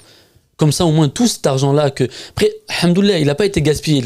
J'ai juste mis en danger mon équipe. Mais j'aurais pu le gaspiller, en fait. Ouais. Ça arrive, il y a des associations qui l'ont gaspillé. Exactement. Et c'est même pas leur nier, en fait, de le dépenser. Parce que la réalité du terrain humanitaire, c'est que c'est aussi dangereux et qu'il y a des gens mal intentionnés qui sont là que pour ça. Ils sont là que pour guetter les jeunes acteurs qui arrivent, plein de bonnes intentions, et de profiter de leur naïveté. C'est une vérité, ça. Et tu as raison de le rappeler. Ça ne t'est pas arrivé, mais comme on disait tout à l'heure, ça ne t'est pas arrivé à toi. Ça ne veut pas dire que ça n'arrivera pas aux autres. C'est vrai. Et au moins aussi en clôture ce point-là qui est hyper important, ne pensez pas que parce qu'une personne est à l'étranger et qu'elle est dans le besoin, qu'elle est forcément de bonne intention. Quand j'ai commencé l'humanitaire, justement, j'avais, encore une fois, voilà pourquoi il ne faut pas faire un projet juste avec la NIA. La NIA, c'est important pour soi, dans son cœur. Mais après, on a une responsabilité qui dépasse nous-mêmes. Ça dépasse notre personne, en fait. On a une responsabilité qui entraîne beaucoup d'acteurs. Et donc, c'est pour ça qu'il faut se détacher, même du relationnel. Des fois, on a certaines attaches avec certains partenaires. On se dit, non, je ne vais pas lui demander ça, ça va pas être bien vu, ça va détruire un peu ma relation. Non, s'il faut le demander, que tu en as besoin et que ça va rassurer tes donateurs, tu le fais. Et surtout, ça va sécuriser ta prise de responsabilité. Exactement. Désolé, mais au-delà de ça va rassurer mes donateurs, ça va, toi, te permettre de porter ta responsabilité jusqu'au bout. C'est-à-dire que je vais peut-être déplaire à mon partenaire, mais j'aurais posé les questions que je dois poser, j'aurais mis en place les systèmes de contrôle que je dois mettre en place avec mon partenaire pour m'assurer que l'argent que m'ont confié les donateurs, on parle de gens qui peut-être ont vendu ce qu'ils ont de plus cher pour financer un projet, pour faire une aumône, peut-être des gens qui donnent de l'argent parce que leur père est malade, parce que leur mère est malade et qui font une sadaqa pour leur malade. On ne sait pas d'où vient l'argent en fait. On ne sait pas de quelle était l'intention qui a été émise par le donateur au moment où il donne l'argent en fait. Et ça, c'est ça qu'il ne faut pas oublier, c'est-à-dire rassurer mes donateurs, mais aussi porter la responsabilité de la personne qui m'a fait confiance. Parce que quand on collecte l'argent des autres, on fait confiance en fait à l'association à qui on reçoit, à qui on donne notre argent. Donc tu as tout à fait raison. Ouais. C'est vrai, on n'y pense pas souvent à ça. Des fois, genre, même là d'y penser, ça me met les larmes aux yeux parce qu'on ne se rend pas compte du sacrifice des gens. Nous, des fois, on reçoit juste des virements. Surtout quand tu grandis. Quand au début, tu te rends compte, tu vois, tu as 18 ans, pour toi, gérer 3 000 €, c'est énorme. Mais quand tu grandis et que, alhamdoulilah, Allah il te permet d'avoir la confiance de milliers et milliers de personnes et que tu reçois des dizaines et dizaines de milliers d'euros, tu commences à t'éloigner justement et ça devient des chiffres. Mais comme tu as dit, il y a des gens, ils ont tout vendu. Ouais. Tu sais, des gens, ils voulaient acheter une maison, ils ont dit, je veux d'abord construire ma maison là. Ouais. Et toi, tu te permets de, je vais pas dire, de jouer limite à ce moment-là, l'argent de ces gens-là qui ont tout sacrifié, juste par manque de compétence. Non, c'est pas possible. C'est pour ça que je te disais, c'est pas possible. Je critique pas, parce que moi aussi, justement, j'ai fait ces erreurs. Et c'est pour ça que quand je disais au début, mon conseil, c'est commencer petit à petit. Comme ça, même si tu perds de l'argent. Je dis pas qu'il y a pas de petits euros, il y a pas de petit budget. Mais je préfère qu'une association, elle se trompe sur 200 €, qu'après, machallah, ça devient une association qui gère des budgets à 100 000 €, que l'inverse. Qu'elle commence à gérer 100 000 €, qu'elle perd 100 000 € et qu'elle dise, je savais pas. Non. Et surtout que par rapport à ce que tu disais, c'est important de rappeler que c'est pas la malhonnêteté de la personne, c'est pas parce qu'il avait envie de voler de l'argent, non, c'est pas ça. Il a avancé avec la bonne intention. La bonne intention l'a fait se précipiter, la bonne intention l'a fait ne pas demander conseil. C'est pour ça, vraiment, moi j'insiste beaucoup et c'est pour ça que ce podcast-là, c'est ça le but, c'est de partager les expériences. C'est important qu'on ait des moments comme ça où on peut, de structure à structure, de structure à donateur, se partager les expériences, la réalité, pas l'expérience des réseaux, pas les mises en scène des réseaux sociaux. Non, la réalité des terrains humanitaires, la réalité de la responsabilité, la réalité de collecter l'argent des autres et de porter des projets et de les exécuter. Voilà, pas les photos d'Instagram et les belles vidéos de YouTube. Là, on veut partager ces moments réels et les défis en fait qui sont face à cette noble mission, cette énorme mission qui, comme tu l'as dit, change des vies, de vouloir porter la amana, porter l'aide aux plus vulnérables. Ouais. Juste, n'oublie pas de me rappeler, j'aimerais bien parler de la responsabilité, après, parce que c'est un sujet qui est hyper important, même vis-à-vis des donateurs, parce qu'on parle souvent, enfin, on parle pas beaucoup entre associations, on devrait le faire beaucoup plus, mais on parle encore moins aux donateurs de nos problèmes. Si tu vas dans les pages Instagram de toutes les associations, et la nôtre en première, c'est pour ça que moi tout est facile. Tout est facile. Tout est beau. Tout est facile. Ouais. Et c'est aussi de notre faute. Et c'est pour ça que je le dis tout le temps. Pour moi, les associations, et je me mets dedans, et même en principal acteur, c'est notre faute. C'est nous qui avons fait croire que l'humanitaire c'était facile. C'est pas le donateur. Et des fois, après, on se dit, ah, mais le donateur, il pense que c'est trop facile. Est-ce que tu lui as montré que c'était compliqué? Ouais. Qu'est-ce que tu as fait? Tu lui as expliqué. Tu lui as expliqué. Bien sûr. On fait pas ce travail-là. Mais rapidement, du coup, pour parler de l'Inde, de toute manière, mes erreurs, elles ont été tellement grandes que, au moins, elles sont faciles à expliquer. Ouais. Je prends ce budget-là, je vais où? Je vais à métro. Ouais. Et je me rappellerai toute ma vie. J'ai dit une phrase de grossi, je me rappellerai toute ma vie. Le monsieur, il m'a dit, tu veux combien de riz? Je lui donne une palette. Ouais. Et je parle en palette. Et pour te montrer le manque de compétences, aucune réflexion derrière le projet. Sur la logistique. J'arrive, ouais. Logistique. Voilà, logistique, point important. Là, ben voilà, première erreur, en plus, c'est même pas une petite erreur, c'est une très grosse erreur. La logistique n'est pas juste une option dans un projet. C'est une partie prenante intégrale du projet, et je vais pas dire la plus importante, mais elle fait partie des plus importantes. Pourquoi? Dans mon cas, elle allait faire échouer toute ma mission. Du coup, j'achète en palette dans le métro, c'était vraiment pas cher. En fait, j'étais étonné des prix que j'achète. Tu avais comparé par rapport à la France. Erreur. Et c'est pour ça que j'étais allé avec un gros budget en fait. Et du coup, que j'achète, parce que moi, encore une fois, bonne nia, je me dis, je veux pas prendre 1 euro d'argent des donateurs. Donc tout ce que j'ai ici va partir ici. Donc il n'y a pas d'idéologie derrière, comment on va dépenser l'argent, est-ce qu'on n'étale pas aussi les donations, comme ça on en fait profiter. Aucune réflexion. Est-ce que tu dois pas payer quelqu'un pour porter le riz, pour le distribuer, pour faire les colis alimentaires? Rien. Donc, je me retrouve devant la caisse, ils font quoi? Ils appellent tous les managers et le directeur. Je sais pas si c'était le grand boss, en tout cas le directeur de ce métro-là, il descend. Ouais, vous venez faire quoi? Ils ont fermé une caisse que pour nous. Je t'ai dit, on avait que des chariots. On était 5, tous avec des chariots. On parle en centaines de kilos. Il me dit, vous allez faire comment pour déplacer tout ça? Tu te rends pas compte comment tu te sens bête face à une question aussi bête de c'est vrai mais on va faire comment, j'ai pas de camion, je suis venu en tuk-tuk. Ah oui, question, je suis venu en tuk-tuk. Non mais c'est vraiment, franchement, qu'Allah te récompense de partager ça, parce que beaucoup auraient honte, je te dis honnêtement, beaucoup auraient honte parce qu'ils penseraient que ça va nuire à l'image de mon association, mais c'est tellement utile ce que tu es en train de faire, Oussem, là, Barakallahu Fik, ce que tu es en train de faire ici, c'est tellement utile de partager pour que j'allais dire nos petits frères, mais nos plus jeunes ou ceux qui peut-être sont moins jeunes mais qui vont commencer des projets humanitaires puissent t'écouter et puissent s'inspirer en fait de ton témoignage. C'est trop important ce que tu fais. Barakallahu fik, qu'Allah te récompense. Amin, amin, non, c'est normal. Et du coup, pour continuer, donc là, j'ai eu de la chance. Alhamdoulilah. Après, quand Allah est avec toi, en général, tu trouves souvent des solutions. Mais tu peux faciliter les choses et mettre une réflexion derrière ton projet. Exactement. Du coup, là, le directeur me dit, écoutez, vous allez acheter beaucoup, pas de souci, on vous met à disposition notre camion, juste vous faites aller-retour. Ok, pas de souci. Sauf que le camion, il n'y a que 2 places. Pareil, problème du chic. Moi, je déplace mon équipe.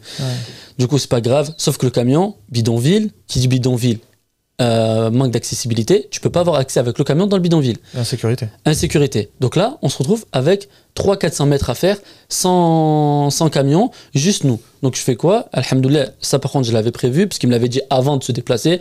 J'ai envoyé des collègues à moi, qui étaient avec moi dans la mission, aller à l'hôtel, vider toutes les valises et ramener les valises. Donc ils reviennent avec toutes les valises vides. T'imagines, on porte 100 kilos de riz. Donc ça veut dire on porte à 2. Et une anecdote, et un collègue à nous qui s'appelle Ilyes, il rigolera parce que je pense que c'est un souvenir qui va le marquer, un souvenir qui a marqué sa vie. Il porte avec un autre ami à moi, il porte la valise avec 100 kilos de riz. Je sais pas si tu te rends compte, on parle de 100 kilos. Il la porte, en plus c'est une valise.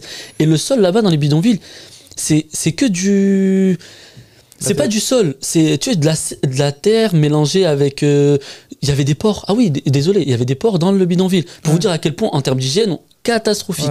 Et tu sais, tu marchais, c'était mou parce que tu sentais, tu marchais sur des déchets. Voilà, c'était une décharge vivante.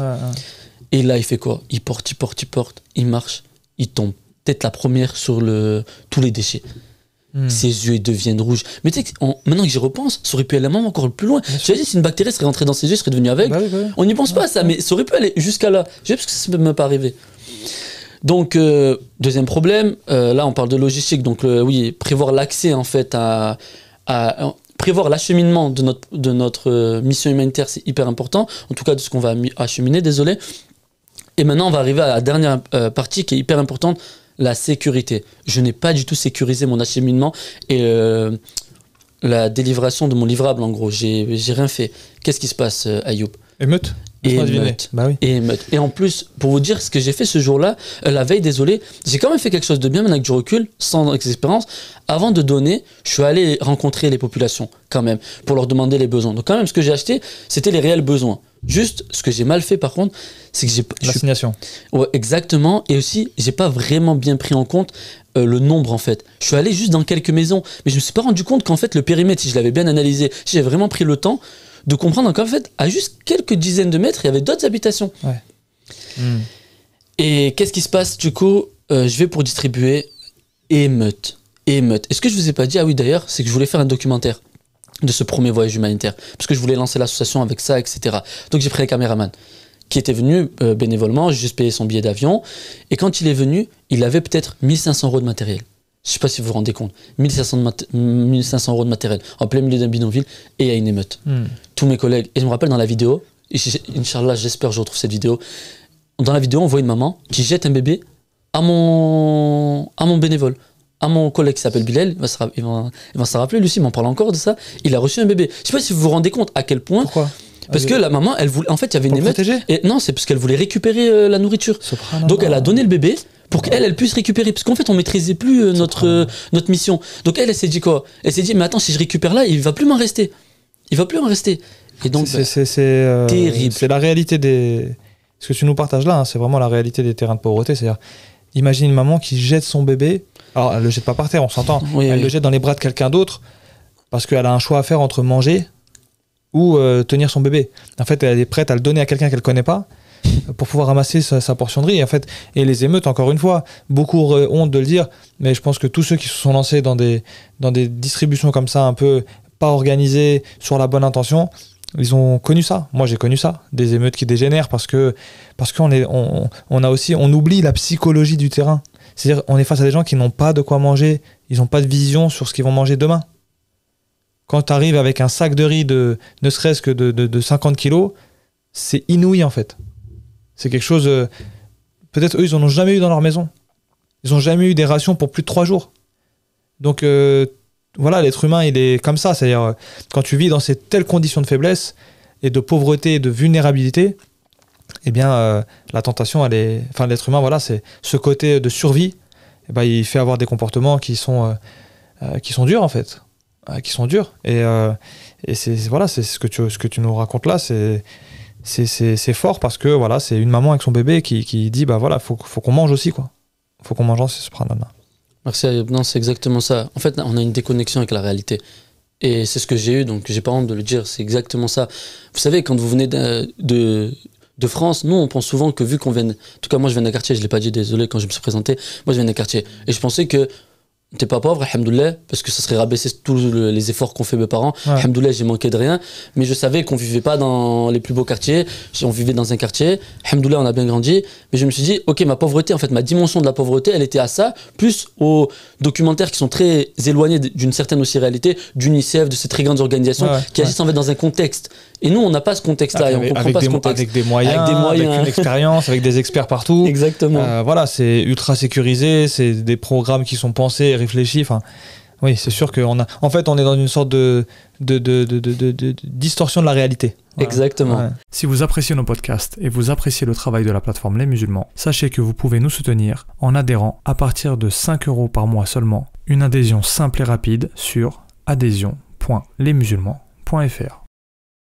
Mais sauf qu'en fait, c'est là où on crée une distance de réalité, c'est que c'est pas qu'on peut pas faire comme eux, c'est qu'on n'a pas les capacités et les ressources nécessaires. Parce qu'on pourrait faire tout ce qu'on veut, on peut arriver à un semblant de pareil, mais on pourra pas y arriver parce qu'on n'a pas le même budget, on n'a pas le même nombre de personnes qui travaillent sur les projets, et en fait, c'est juste ok.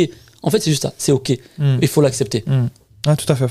Comme on disait tout à l'heure, il faut être face, il faut confronter la volonté, l'intention et la capacité. Voilà, il faut être conscient de nos capacités. Et les capacités de ceux qui t'inspirent ne sont pas les tiennes aujourd'hui. Donc il faut que tu réajustes par rapport à ta réalité, parce que la réalité, c'est que tu vas te retrouver dans le bidonville tout seul avec les tonnes de riz à distribuer, parce que sur la vidéo, ça faisait bien d'avoir des sacs de riz sur l'épaule et que voilà. Mais la réalité, c'est que tu es face à des gens qui meurent de faim, qui peuvent te voler, qui peuvent te braquer, qui peuvent t'escroquer. Voilà, et c'est pour ça que c'est important de le rappeler. Ouais. Exactement. Et je vais aller encore plus loin, parce que je vous ai dit, ce projet humanitaire, alhamdoulilah, maintenant j'ai pas honte d'en parler, parce que c'est ce qui a fait ce que je suis aujourd'hui. J'ai vécu tout, je vais pas dire tout, parce que après avec mon expérience j'ai pu voir d'autres problèmes, mais en tout cas les plus gros problèmes je les ai vécus pendant ce premier voyage humanitaire, et je remercie Dieu de m'avoir permis justement de vivre ça, parce que j'ai mis en danger des personnes, mais rien ne s'est passé, il n'y a pas eu de problème. L'argent a été distribué comme elle devait être distribuée, ça veut dire que j'ai vécu ces problèmes sans avoir de casse entre guillemets derrière. Je vais continuer dans mes problèmes parce que c'est pas les plus gros problèmes que j'ai eu. Vous imaginez, les meutes, c'est même pas le plus gros problème que j'ai eu. Le plus gros problème, il est arrivé juste après. Du coup, nous on finit notre mission, on a distribué les affaires scolaires aux jeunes filles, etc.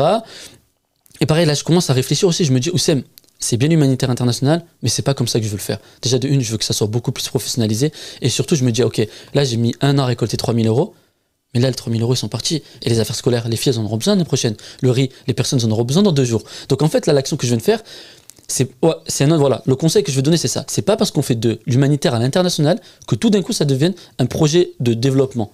C'est deux choses différentes, la localisation et la typologie de projet. On peut faire du développement en France, je sais qu'on n'en parle pas beaucoup mais on peut en faire, et comme on peut faire de l'urgence à l'étranger, mais il n'y a pas de corrélation directe entre localisation et action. En fait pour moi je pense qu'il y a aussi une forme de En fait, c'est valorisant en fait quand tu dis moi je suis parti dans tel pays et j'ai fait des aides dans tel pays. On voit pas forcément la finalité humanitaire, enfin l'apport du projet en lui-même. On voit le fait que j'ai été dans tel pays et j'ai aidé les pauvres dans ce pays-là. Et donc il y a une sorte de comment dirais-je, d'idéal en fait, de dire voilà, moi j'ai fait ces kilomètres, j'ai visité tel pays et puis j'étais avec les pauvres là-bas et puis ils m'ont pris dans leurs bras, ils m'ont remercié. L'être humain aussi, il fonctionne, il se nourrit de ça aussi. Et des fois, on laisse trop ça nous driver. Et ce qu'on aurait pu faire ici, ou ce qu'on aurait pu faire plus proche, hein, peut-être. C'est pour ça que tout à l'heure, je te pose la question, est-ce que 2000 € en Inde, c'est pertinent? Tu vois, est-ce que 2000 € plus proche, avec moins de frais de logistique, moins de billets d'avion, etc. C'est des questions qu'il faut se poser aussi. C'est-à-dire, faut être pragmatique. Il faut être pragmatique avec notre intention, qu'est-ce qu'on veut faire et comment on va le faire. Tu vois, comme tu le dis. Ouais. J'ai compris en fait ta question. En fait, je l'avais pas vu comme ça. Parce que moi, justement, quand tu m'as posé la question, c'était, je voyais que les 2000 €, est-ce que je vais en faire? Puis ça, je t'ai dit, pour moi, je trouvais ça intéressant, parce que tu as vu l'aide qu'on a, ce que je vous explique, quand même, on parle en centaines de kilos, on parle en centaines, voire à presque à des milliers de bénéficiaires, c'est pas ce que tu auras en France. Mais maintenant, je comprends ta question. Effectivement, c'est vrai que si par contre on rentre la logique, parce que moi j'étais jeune, donc à ce moment-là, c'est tout le monde payait ses billets d'avion, ouais. Donc entre guillemets, là, il n'y a plus le coût. Et aussi, on va pas se leurrer, que ce soit un donateur ou même un bénévole, il va préférer mettre l'argent pour son billet et vivre l'expérience et même donner de l'argent, plutôt que, parce que j'entends souvent ce discours de, ok, s'ils sont prêts à mettre 1000 € dans leur voyage, pourquoi ils prennent pas ces 1000 € et ils le donnent tous pour le projet humanitaire? Parce que c'est pas pareil. J'aimerais, moi en tout cas c'est mon discours, j'aimerais qu'on réfléchisse comme ça, etc. Mais pour pas que je me mette aussi dans ce sens à dos, je vais vous dire aussi ce que je pense réellement de ça, c'est que pour moi aussi je pense que c'est bien. C'est bien qu'il y ait des personnes qui fassent le pas même si leur voyage va leur coûter 1000 €, ok, c'est une certaine somme, et qu'à la fin ils vont venir, on va aider, etc. Pourquoi? Parce qu'après ces personnes-là vont être des personnes qui vont être convaincues par ce qu'on a fait. Et peut-être ça va être des ambassadeurs et qui vont eux, pour plus tard, porter des projets et collecter beaucoup, beaucoup plus, sans pour autant du coup se déplacer, parce qu'ils ont déjà vu comment ça s'est passé. Pour moi, dans ce que tu dis, Oussem, là il y a beaucoup de choses. Pour moi, là il y a beaucoup de choses. Est-ce que collecter plus, c'est une finalité en soi? Est-ce que c'est l'objectif ultime? Premièrement, parce que si je collecte plus mais que j'ai pas la capacité d'assumer derrière, en termes de tout ce que tu as expliqué, hein, la logistique, la préparation, la sécurité, etc. Est-ce que je dois chercher à collecter plus? La deuxième chose, et pour revenir à ce que tu disais, moi je suis d'accord sur ça, et c'est pour ça que je nuance un peu, je discute avec toi de ça, c'est pour moi, sur le terrain humanitaire, la place d'une personne, c'est une personne qui a une expertise dans ce projet-là, parce que n'oublions pas que quand on va sur un terrain humanitaire, on rentre dans la vie privée des gens. Et en général, on est en contact de personnes qui sont pauvres. Donc leur dignité, elle est abîmée. On rentre dans des maisons où la pauvreté, elle est sévère. Où les enfants sont pas habillés, peu habillés. Où les personnes âgées, les femmes, les hommes sont dans des conditions de précarité. Et donc on les fait, on s'immisce. On s'invite en fait dans leur maison, on s'invite dans leur misère. Et ça, pour moi, il faut avoir une raison en fait d'être là. Il faut avoir une raison qui justifie que moi je viens rentrer dans ton intimité comme ça parce que je vais t'apporter quelque chose. Pas parce que j'ai envie de me sentir bien. Pas parce que j'ai besoin d'être convaincu, même si je te rejoins sur le fait que impliquer les donateurs c'est important. Mais alors dans ce cas-là, il faut tenir en compte vraiment tenir compte de ce besoin du respect de la dignité des bénéficiaires, et que après moi c'est mon avis, je vous le partage et je te le partage, et pour moi les terrains humanitaires c'est pas des terrains de voyage, c'est des terrains d'expertise, et on chamboule la vie des gens en fait. Quand on arrive auprès d'enfants, vous imaginez ces enfants-là qui voient des têtes blanches toutes les 15 jours qui arrivent chez eux, qui les prennent dans leurs bras et qui leur font des câlins, parce qu'eux ils sont contents d'être là, d'aider les pauvres, mais ce petit-là, lui, il voit des visages tournés tous les 15 jours chez lui. C'est tellement important ce que tu dis, et en fait c'est important, on va s'arrêter sur ce point parce que c'est vrai, on peut pas juste effleurer ce sujet, je suis d'accord avec toi, et en soi comme tu as dit, on peut ne pas tous être d'accord ou bien nuancer, etc. Et moi je suis 100% d'accord avec ce que tu dis, c'est pour ça que je fais vraiment la nuance entre mission humanitaire Et de toute façon, on en parlera un tout petit peu après aussi de l'appellation des projets. Faut vraiment, et je vais pas m'éparpiller, j'en parlerai plus tard vraiment du terme appellation, mais juste pour dire, mission humanitaire, il me faut des experts et il faut pas y aller avec beaucoup de personnes. Comme tu as dit, parce qu'une mission humanitaire, ça nécessite de s'immiscer justement dans le... Quand j'ai s'immiscer, encore une fois, avec un cadre, avec un respect de la dignité privée, c'est pas parce qu'on vient les aider et qu'on est soi-disant des experts qu'on peut faire ce qu'on veut, rentrer dans la maison à n'importe quel moment. Bref, il y a des contextes. C'est pour ça qu'il faut vraiment faire attention entre mission humanitaire et voyage humanitaire. Et maintenant, parlant que du voyage humanitaire, pour moi aussi, il faut vraiment faire attention, encore une fois, à... Qu'est-ce qu'un voyage humanitaire? Quelle est la limite qu'on donne? Parce que comme tu dis, et j'en parle souvent, et c'est souvent ça, moi ce qui me gêne, c'est que c'est dans les projets d'orphelinat. En fait, moi c'est quand ça touche à l'orphelinat, parce que tu sais, quand c'est de la distribution, etc., parce que nous c'est ce qu'on fait. C'est pour ça que notre cadre à nous, notre limite, c'est quand on prend des personnes avec nous en voyage humanitaire, ils viennent avec nous pour faire de la distribution, pour faire un peu de peinture. Tu vois, des trucs qui ne nécessitent pas forcément des compétences extrêmes et qui ne nécessitent pas aussi d'aller dans la vie privée. On est d'accord. Par contre, quand ça touche à des orphelinats, des dispensaires, tu vois, des choses où tu vas rentrer vraiment dans de l'intime, dans de l'intime, là pour moi, je pense vraiment pas que ça soit un cadre. Et ma principale raison, c'est parce que notre besoin d'amour à nous, notre besoin de, comment ça dire, de se sentir utile, ne doit pas justifier l'espoir qu'on va donner. Désolé, j'ai fait attention de maîtriser cette parole parce que c'est un sujet important. Parce que comme tu le disais, voilà, c'est important, il faut qu'on s'arrête sur ça. On ne se rend pas compte que ce sont des êtres humains. Ce ne sont pas des jouets, ce ne sont pas des chiffres où on voit 1000 bénéficiaires. Chaque bénéficiaire a une vie, a une histoire, etc. Et qu'à chaque fois qu'on va lui donner un câlin, à chaque fois qu'on va lui donner quelque chose, qu'on va passer un moment avec lui, cette personne, elle va s'attendre à une certaine relation. Si tu as le courage de continuer cette relation, parce que je connais, moi, beaucoup de personnes qui ce qu'ils font dans mon entourage, et même moi, que Dieu me pardonne, ça se trouve, je l'ai déjà fait. De créer une relation intime avec une personne, et puis après, tu rentres en France, t'as ton quotidien. T'es passé à autre chose. Et il t'appelle, et tu me dis quoi? J'ai déjà entendu ça. Je te jure, dans mon entourage, c'est oh, vas-y, ça me rend fou, ils font que m'appeler. Mon frère, tu te rends pas compte, pour lui, t'es devenu comme son frère. Et quand il t'a dit t'es mon frère, il le pensait sincèrement. C'était pas parce que tu lui as donné l'argent, lui, il s'en foutait limite de l'argent. Ah, c'est exactement. Je suis tout à fait d'accord avec toi. Et c'est bien parce que ça nuance un peu nos postulats initiaux. Mais ce que tu as dit, et je pense que Claude, ça c'est très important, c'est on n'est pas là pour nous. On n'est pas là pour nous. On n'est pas là pour nous faire du bien. Et c'est là que moi je questionne et ta distinction entre mission humanitaire, voyage humanitaire, je suis totalement d'accord. C'est très pertinent de faire cette différence-là. Et moi, pour moi, je ne vois que des missions humanitaires. Alors je suis un peu dur sur le sujet, mais je ne vois que des missions. Maintenant, des voyages humanitaires dans certains cadres, avec des objectifs précis. Bien sûr qu'il y a un gros donateur qui a financé un gros projet. Il doit pouvoir faire un voyage humanitaire. Mais ouvrir ça à tout le monde, pour moi, là, on est en train de rentrer dans... Je le fais pour moi, je le fais plus pour eux. J'ai besoin j'ai besoin de me sentir utile. J'ai besoin de... Ça me fait du bien quand je suis avec les orphelins. Mais comme tu dis, après l'orphelin, quand tu rentres chez toi en France et que tu retrouves tes enfants, qui eux sont pas orphelins, cet orphelin est tout seul dans sa chambre. Et il s'est attaché à toi.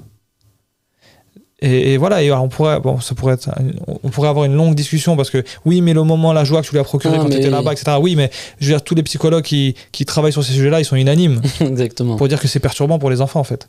Mais voilà, moi je retiens vraiment notre échange là.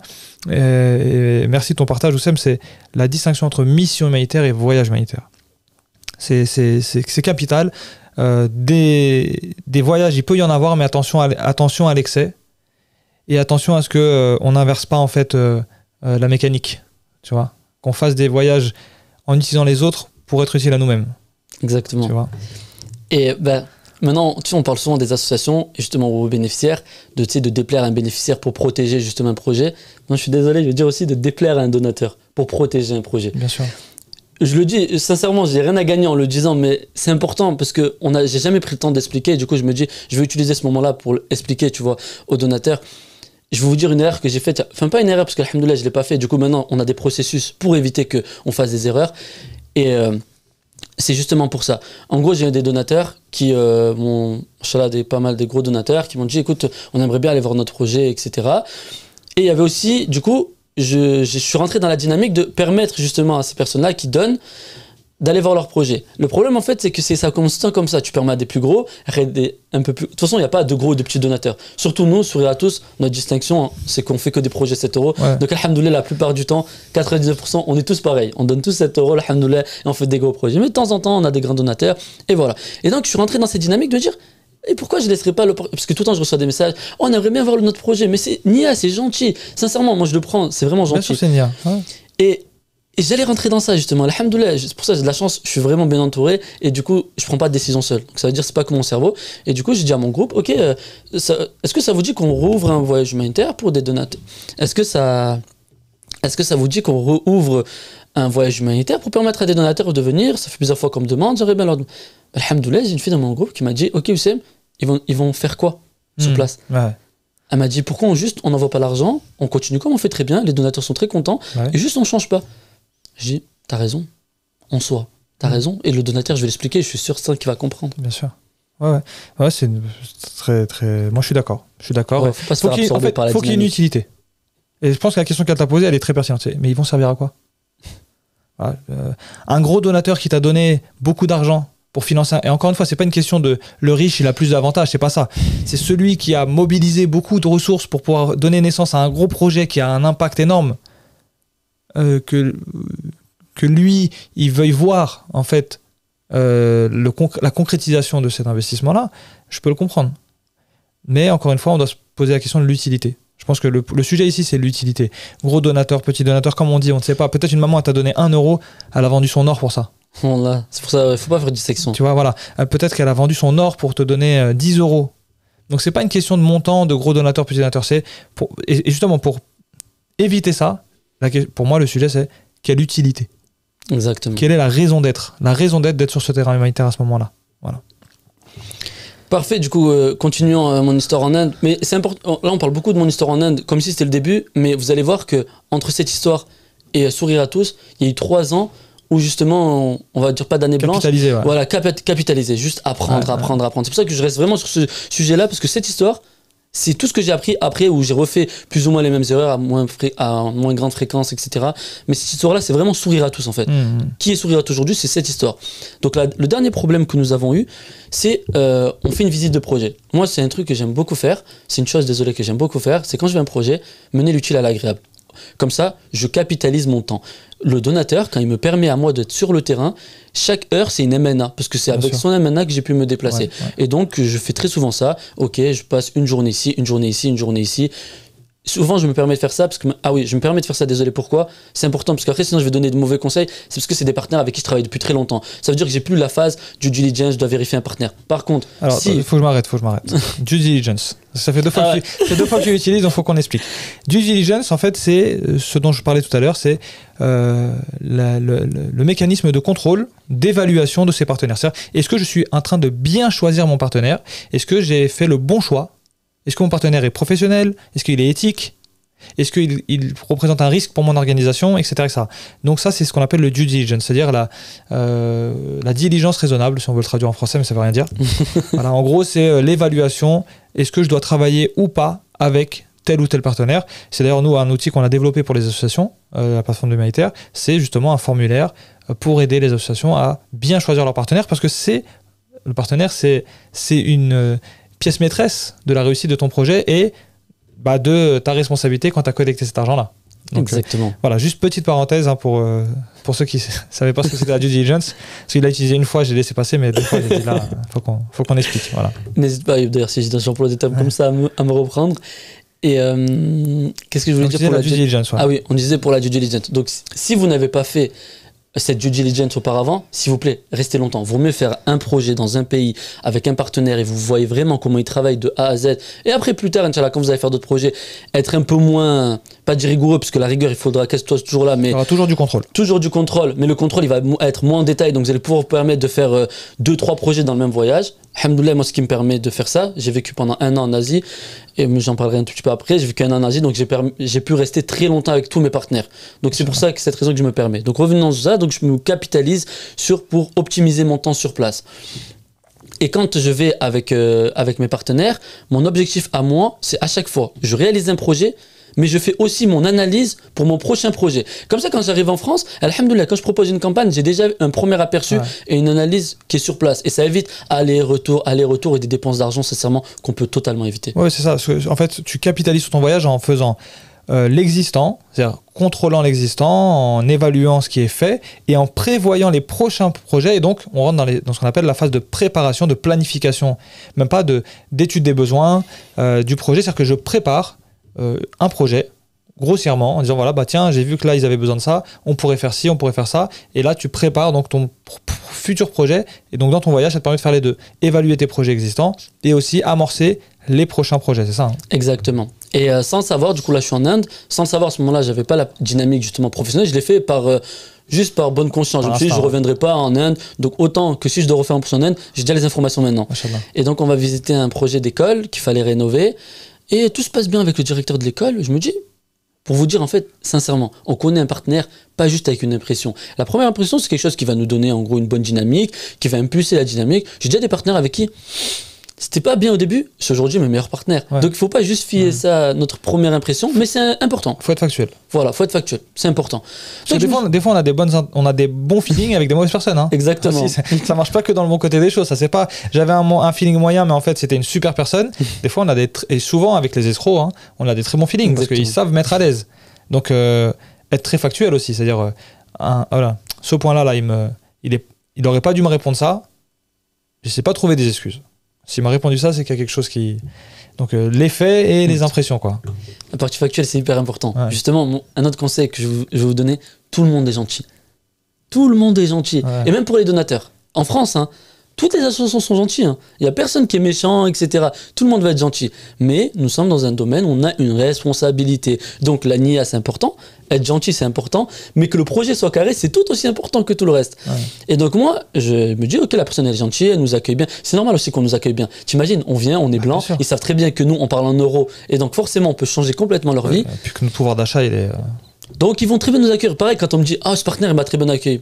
C'est bien, machallah, il est hospitalier, mais c'est en aucun cas un gage de qualité pour moi. Ouais, ça. Et donc là, on rentre dans notre hôtel. On rentre dans notre hôtel et mon collègue qui s'appelait Romain, d'ailleurs je ne l'ai pas dit dans la présentation de l'association, mais nous, tout le monde est bienvenu dans notre organisation, on ne fait pas de distinction. Tout à l'heure je parlais de choisir son positionnement entre ce qu'on est une ONG musulmane, pas musulmane, etc. Nous, tout le monde est le bienvenu chez nous, on ne fait pas de distinction. Nous, après, c'est sur nos actions où on va mettre une certaine éthique, etc. Donc il y a mon ami Romain qui reçoit un appel du directeur, parce que c'est lui qui avait pris le contact, etc. Et qui lui dit oui, Romain, est-ce que tu es avec les autres? Il dit oui, parce que tu es à la chambre d'hôtel. Il dit est-ce que tu peux te séparer d'eux? Je veux te parler. Lui pensait, je sais pas, il voulait leur dire un truc, tu vois, qui avait créé une certaine relation avec lui. Et du coup, il s'est dit peut-être il va me dire un truc que les autres ne veulent pas savoir. Il a honte de me dire. Donc il s'est séparé. Il lui dit quoi? Il dit, est-ce que ça te dirait de me rejoindre nanani, nanana, et je vais pas continuer la discussion, vous avez complètement compris mon sous-entendu. Est-ce que tu te rends compte? Qu'est-ce que j'ai évité? Mais je sais pas si tu te rends compte. Je pense que je me serais mordu les doigts toute ma vie si j'avais soutenu c'était pas Norfina, c'était une école. Qu'est-ce qui se passe dans cette école? Sincèrement, qu'est-ce qui se passe dans cette école? Si il a pu avoir un certain sujet, et tu vois, j'ai encore la vidéo où justement je prends en vidéo le vocal, parce que je me suis dit personne ne va me croire, tu vois, parce que lui il est revenu justement, il a rappelé, il lui a dit ouais désolé t'as ça coupé, est-ce que tu peux me redire? Du coup j'ai pris en vidéo parce que je voulais avoir en fait un élément, tu vois.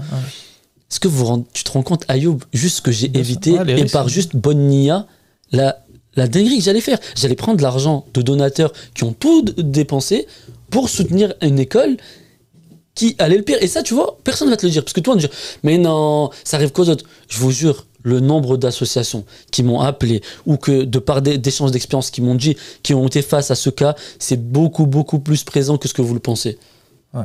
Ouais, il faut être conscient des risques. Et bon, c'est vrai que c'est des discussions peut-être à avoir entre associations, principalement, parce que la plupart des projets se passent bien pour les donateurs, etc. Mais c'est vrai que voilà, il faut que tout le monde soit au fait. Et même les donateurs, c'est-à-dire que il faut qu'ils soient au fait que faire de l'humanitaire, ce n'est pas simple. Donc, à eux aussi d'avoir des attentes, des avis de les associations à qui elles donnent l'argent. Voilà, l'humanitaire, c'est compliqué. Et c'est compliqué pour toutes les raisons que tu as exposées là, tous les risques que tu as énoncés dans ce projet. C'est vrai que c'était pas prévu dans ce podcast de se faire un cas d'école. Je suis désolé. Non, mais c'est très bien parce que c'est le but, en fait. Mais On s'est pas dit, enfin voilà, pour être totalement transparent avec ceux qui nous écoutent, on s'est pas dit tiens on va faire un podcast pour parler de ton voyage en Inde.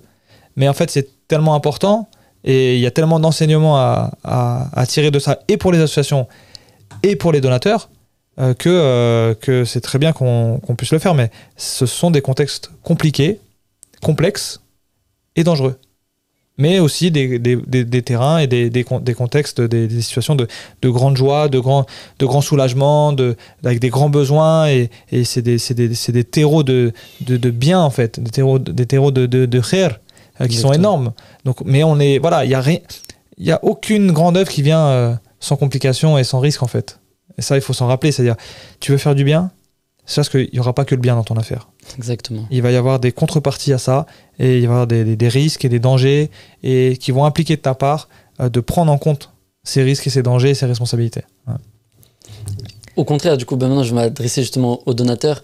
C'est vrai que j'ai beaucoup parlé des échecs, mais comme le disait le frère Ayoub, sincèrement, la plupart des associations que je connais et qui sont en France, et alhamdoulilah, on est une nation qui travaille avec beaucoup d'associations, donc je sais de quoi je parle, la plupart, ils ont tous une bonne nia. La plupart, leurs projets se passent toujours très bien en tout cas. Il y a des complications, mais alhamdoulilah, à la fin, c'est bien délivré. Donc je veux pas que vous reteniez de ce message que « Ah, mais attends, il faut qu'on soit plus réticent à donner ». Non, au contraire, justement, ce que je suis en train de vous dire, c'est que ça doit vous sécuriser, vous rassurer, de vous dire « Ok, en fait, les personnes qui gèrent mon argent, c'est des personnes qui ont déjà vécu ces problèmes et qui vont éviter que mon argent serve à ça ». C'est juste ça que je dis. Et pour les associations, du coup, qui m'écoutent et qui n'ont pas forcément eu autant d'expérience et qui viennent de naître, mais alhamdoulilah, prenez ce que je vous ai appris, toutes mes erreurs, comme enseignement.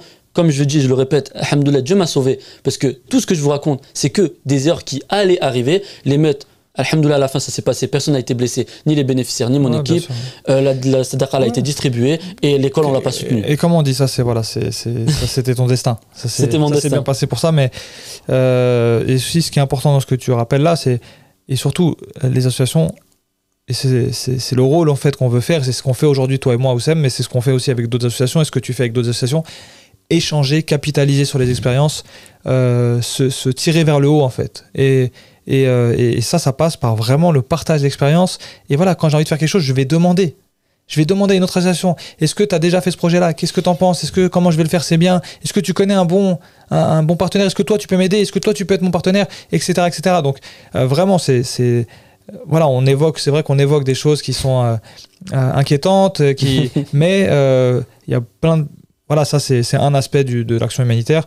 La majorité, c'est qu'on a des acteurs humanitaires qui sont de plus en plus compétents, formés, et surtout qu'on est dans des dynamiques aujourd'hui, surtout avec les associations qui sont engagées avec la plateforme, etc., d'être dans cet échange et cette montée en compétences pour éviter justement tous ces risques, pour éviter toutes ces erreurs et pour optimiser au mieux l'action humanitaire. D'où l'importance vraiment de cette initiative-là qu'on construit tous ensemble avec les associations partenaires, alhamdoulilah. Et merci pour le travail que tu fais, parce que c'est toi aussi qui nous... Je sais que t'es humble, mais c'est aussi grâce à toi que on se réunit tous ensemble par rapport à ces thématiques-là. Mais oui, pour conclure juste sur cette histoire de l'Inde, et après, maintenant je vais vous parler que du positif. Et alhamdoulilah, il y a beaucoup de positifs, et comme je dis, ça c'est juste un parcours, un enseignement.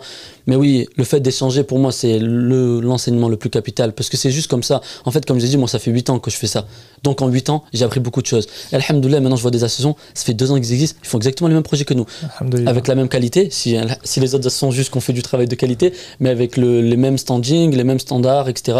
Donc alhamdoulilah, moi je trouve que le monde humanitaire musulman, et c'est pour ça aussi qu'il y a beaucoup d'ONG anglo-saxonnes que vous voyez de plus en plus chez nous, oui. C'est parce que alhamdoulilah, ils s'inspirent aussi beaucoup de plus en plus du humanitaire en France. Ah ouais. Ouais, c'est de plus en plus. Et du coup, nous, c'est à peu près à cette époque-là qu'on se rend compte, à distance, hein, Oussem. Donc, je crois que c'est à cette époque-là. Hein. Exactement. Donc maintenant, ça va aller vite, mon histoire. Donc à ce moment-là, je rencontre Ayoub. Dans quel cadre? J'étudie à Singapour, dans le cadre de mon master en stratégie internationale, Master International of Business, désolé. Donc j'ai fait un double diplôme, et une partie de mon diplôme était à Singapour du coup. Donc avec une université à Singapour. Et pour valider ce diplôme-là à Singapour, hein, pas celui en France, à Singapour, il faut que je fasse un mémoire. Et donc moi, mon mémoire, je me dis ok, je vais le dédier pendant 1 an juste à l'humanitaire. Mon sujet, c'était comment développer une action humanitaire à impact positif et durable. Je sais pas si tu te rappelles. Ouais, je me rappelle, hein. Et donc, de fil en aiguille, c'est pour ça que je vous dis l'importance d'aller chercher aussi d'experts, aller chercher la ressource. Elle existe en France. Alhamdoulilah, vous savez pas, les personnes compétentes qu'on a chez nous en France, Salah pour les forages, Moussa pour les orphelinats, Ayoub pour tout ce qui est coordination humanitaire, et j'en cite, il y en a plein. Et donc, c'est ce que j'ai fait. Pendant 1 an, j'ai dédié ma vie juste à faire ça. Je me suis mis, parce qu'il fallait que je fasse en gros 2 stages aussi pour valider mon diplôme en France. J'ai tout fait avec l'association. Et pendant 1 an, je me suis dit, je vais me concentrer que sur ça. Comment je vais développer des projets humanitaires qui vont, pour le donateur, lui assurer que ça va être une sadaqa jariya qui va durer très longtemps dans le temps, et aussi que le bénéficiaire, c'est pas juste un truc qui va rester dans le temps mais qui va pas utiliser, qui va aussi utiliser tout, parce que tu vois, les deux, l'un va pas sans l'autre. Si on fait un forage loin et que personne n'utilise, c'est une sadaqa jariya, mais si personne n'utilise. Bien sûr. Et c'est à ce moment-là que je te rencontre. Et pour la faire rapide, comme je l'ai dit, le plus important c'était le cas d'Inde. Du coup, je me professionnalise beaucoup. Parce que j'apprends en fait directement sur le terrain, avec des experts pour chaque sujet directement dans le terrain. Je suis allé en Chine rencontrer Moussa, je suis allé au Sri Lanka pour aller voir comment ils travaillent, et aussi avec des ONG de toutes les religions. Je suis parti au Sri Lanka, c'était une ONG chrétienne. Je suis parti au Laos. Vous n'avez pas forcément de religion, mais le Laos c'est plus ou moins, je crois, bouddhiste, si je dis pas de bêtises. Je sais pas, mais en tout cas il y a beaucoup cette présence là-bas, juste pour comprendre en fait comment les personnes réfléchissent. C'était pas forcément pour implémenter des projets. Dans certains, j'ai implémenté des projets. Dans d'autres, c'est apprendre, m'asseoir et voir comment les acteurs humanitaires dans différents pays, dans différents contextes agissent. Et voilà. Et c'est ce qui a fait que Sourire à tous est passé de Sourire à tous enfants à Sourire à tous organisation internationale qui est capable de délivrer des projets pour d'autres organisations. Machallah, là où vous en êtes aujourd'hui, alhamdoulilah, donc vous, votre mission, c'est vraiment d'implémenter les projets. Vous êtes un partenaire de certaines associations, et si tu devais décrire votre spécialité pour toi, qu'est-ce que ton projet phare, voilà, si tu devais dire ton expertise vraiment, parce que voilà, le développement c'est large, mais ou celui que tu affectionnes le plus. Ouais. De par justement mes études, comme je disais, TechDogo, j'ai fait de la gestion de projet, après j'ai fait management international of business, donc c'est que du management, etc. C'est de gérer justement, accompagner les acteurs humanitaires à développer des projets. Donc ce qui est toute la partie en fait gestion de projet de A à Z, c'est-à-dire à partir du moment où je dis j'ai une idée, j'ai envie de faire un projet au Maroc, ok, allo Oussem, j'ai envie de faire un projet au Maroc, qu'est-ce que t'en penses? Ok, l'accompagner de A à Z, ok, voilà, un vrai projet humanitaire, ça se construit comme ça, avec toute la méthodologie. Je l'ai pas dit, mais à un moment donné aussi j'ai eu le besoin de me former à l'humanitaire précisément, parce que je t'en parle souvent, Ayoub. Moi, contrairement à Ayoub qui a une expérience beaucoup plus terrain que moi, c'est pour ça que je m'inspire beaucoup de lui et je lui pose beaucoup de questions. Moi j'ai une expérience qui a été terrain, mais beaucoup plus théorique. C'est-à-dire que moi, j'ai appris l'humanitaire avant de l'implémenter. À part cette expérience-là, comme j'ai dit au début quand j'ai commencé. Et du coup, j'ai fait Bioforce. Moi, j'ai choisi la gestion de projet parce que c'est ce que je veux faire. Et j'ai pas envie de me spécialiser parce que j'estime que je ne suis pas un expert. Et que pour être un expert, il faut faire que ça. Et c'est pas ce que j'ai envie de faire pour le moment. Du coup, c'est pour ça que je fais que de la gestion de projet. Et ma spécialité à moi, donc ce qui j'affectionne, c'est faire de la gestion de projet. Et ma spécialité à moi, c'est développer des projets durables. D'accord. Donc, par exemple, parmi les projets durables que vous développez aujourd'hui, qui sont pour toi ceux qui sont qui correspondent le plus à la vision Sourire à tous? Ok. On a 2 projets qui sont d'actualité et qu'il y en a un va se concrétiser, Inch'Allah, maintenant en septembre, et on aura un autre projet, Inch'Allah, qui va se concrétiser normalement Ramadan prochain. Donc, le premier, c'est à Zanzibar, où on a construit un véritable village modèle.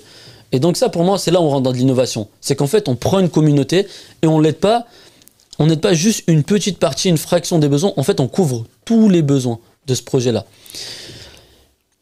Dans ce projet-là, qu'est-ce qu'on a fait par exemple, et qui pour moi c'est une fierté, on est parti d'une étude de besoins complexe. C'est-à-dire, on a pris tous les besoins. Et vous savez pas comment ça prend du temps. C'est un projet sur 4 ans pour comprendre comment les gens fonctionnent, leurs habitudes, leur culture, etc. Et c'est là où on dit, ok, voilà tous les besoins qu'on a identifiés. Et en plus, ça se fait au fur et à mesure du temps. On ne dit pas, ok, on arrive et voilà tout ce qu'on va mettre en place. Non. D'abord, on met un forage parce qu'ils ont besoin de l'eau. Ok, maintenant, via le forage, qu'est-ce que vous avez besoin en priorité? Ça part toujours de, ok, on a besoin d'une source pour se nourrir. Allez, on va prendre ce forage et on va le relier à un terrain agricole. Parfait.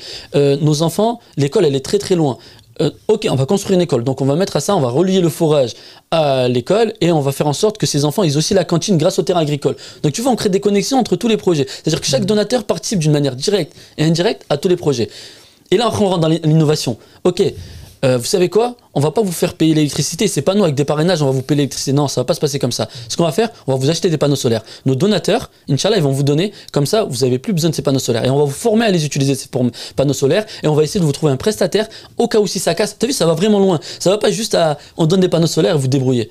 Ça va vraiment beaucoup plus loin. Pareil pour les sanitaires. Les enfants, attends, il y a des filles. Ok, donc peut-être, elles ont quel âge ces filles-là? Est-ce qu'elles sont en âge d'être pubères? Donc il y aura forcément la question des règles. Donc qui va être la personne qui va discuter de ce sujet avec eux? Les toilettes. Je veux que les toilettes, ce soit des sanitaires qui soient propres pour que ces enfants-là, ils puissent pas avoir peur d'aller à l'école pour ces causes-là. Parce qu'on sait que selon l'UNICEF, il y a plein d'enfants qui ne vont pas à l'école, de filles qui ne vont pas à l'école à cause des règles, etc. En fait, ça va. Tu vois, c'est un écosystème qu'on crée. Et donc ça, c'est mon premier projet, ça a été ma première fierté. Et donc en fait, on a étalé ça à plusieurs trucs. On s'est dit, ok, là on a fait ça, c'est nous, entre guillemets, sourire à tous, avec d'autres partenaires. On a créé un centre de recyclage, parce qu'à Zanzibar, c'est une île qui, du coup, il y a beaucoup de tourisme et donc beaucoup de déchets. Sauf qu'on s'est pas dit, on va faire du recyclage. Je parle un peu vite, désolé.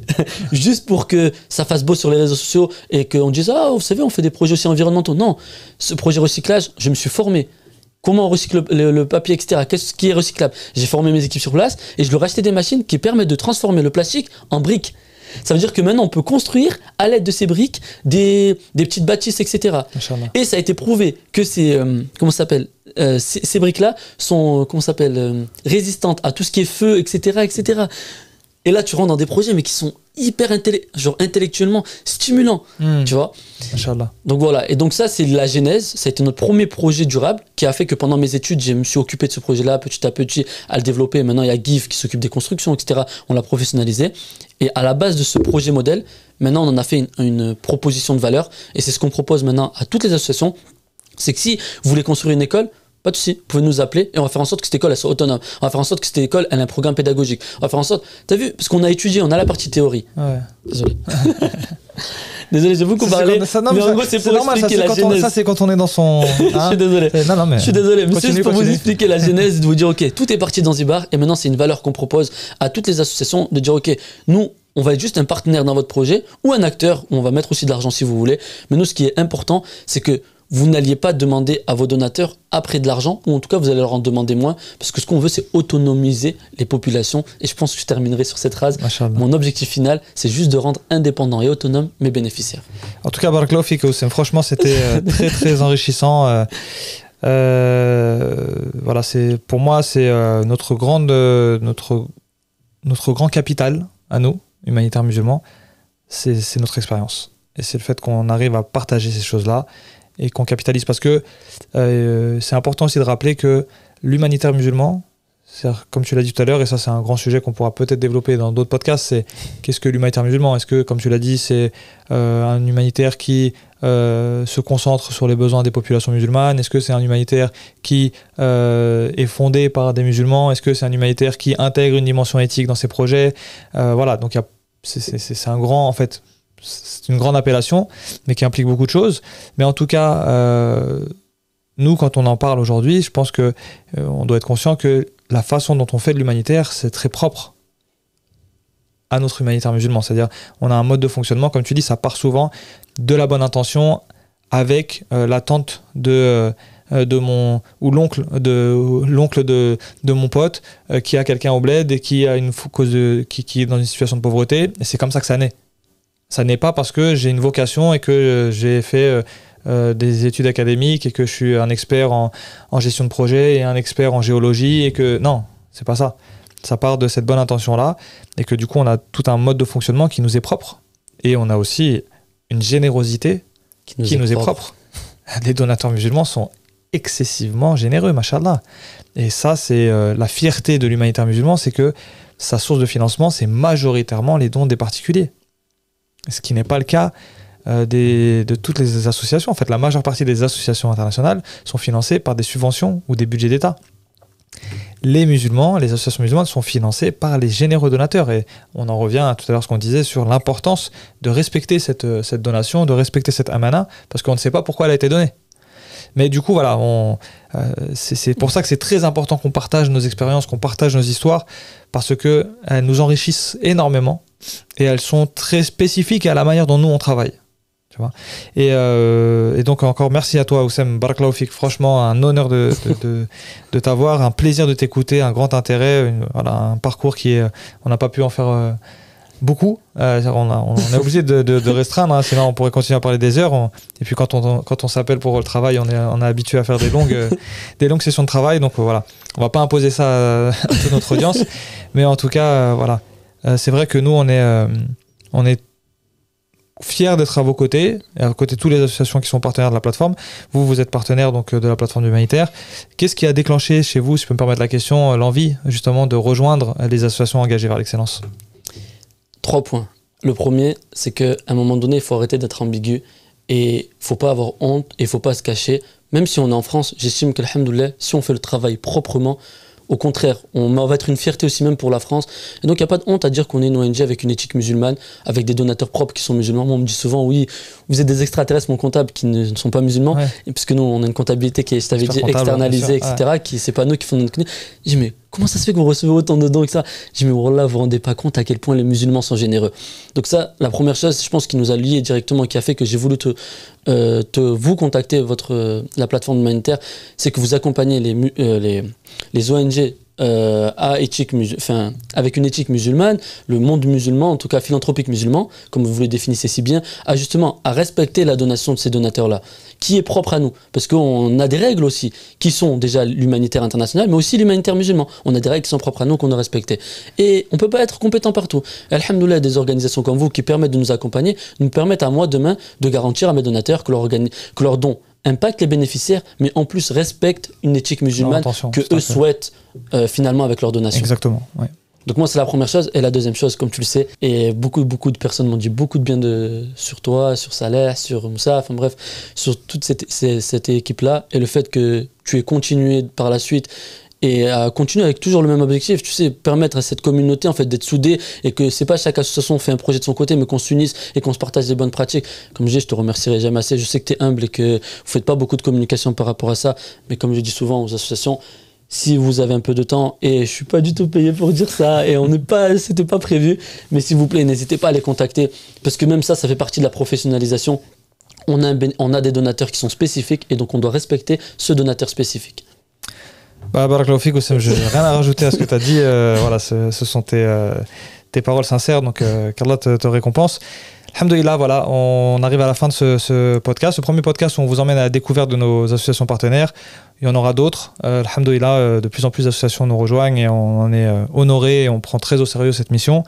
Et donc on veut partager avec vous aussi, qui nous suivez, des histoires de ces associations, la réalité du terrain, et Inch'Allah pouvoir vous inspirer dans la bonne direction pour que vous aussi demain vous puissiez être des associations et des personnes engagées vers l'excellence, engagées vers le bien, qui soyez utiles aux autres et qui soyez utiles à vous-même aussi, parce que voilà, comme j'aime bien le dire, les humanitaires c'est les plus grands égoïstes, paradoxalement, parce qu'on fait ces choix-là, parce que on pense à nous, on pense à ce qu'on va laisser sur cette terre et comment on va rencontrer notre Seigneur. Donc voilà, on espère que ces podcasts vous aideront à cheminer dans ce voie-là. Et encore une fois, merci à toi Oussem, vraiment un plaisir de partager ces histoires et ta joie et ta bonne humeur. Et puis très vite sans doute.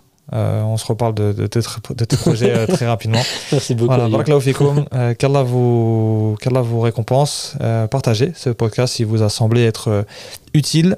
Et voilà, parlez-en autour de vous. Et n'oubliez pas qu'on peut tous être un maillon de ce bien-là en partageant, en faisant partie, en contactant les associations qui nous plaisent, en donnant du temps, en donnant nos compétences et en donnant notre argent, évidemment. Donc voilà, je vous dis à très vite, Inch'Allah. Salam alaikum wa rahmatullah. Oussem, à bientôt, mon frère. Wa alaikum salam, à bientôt, Inch'Allah.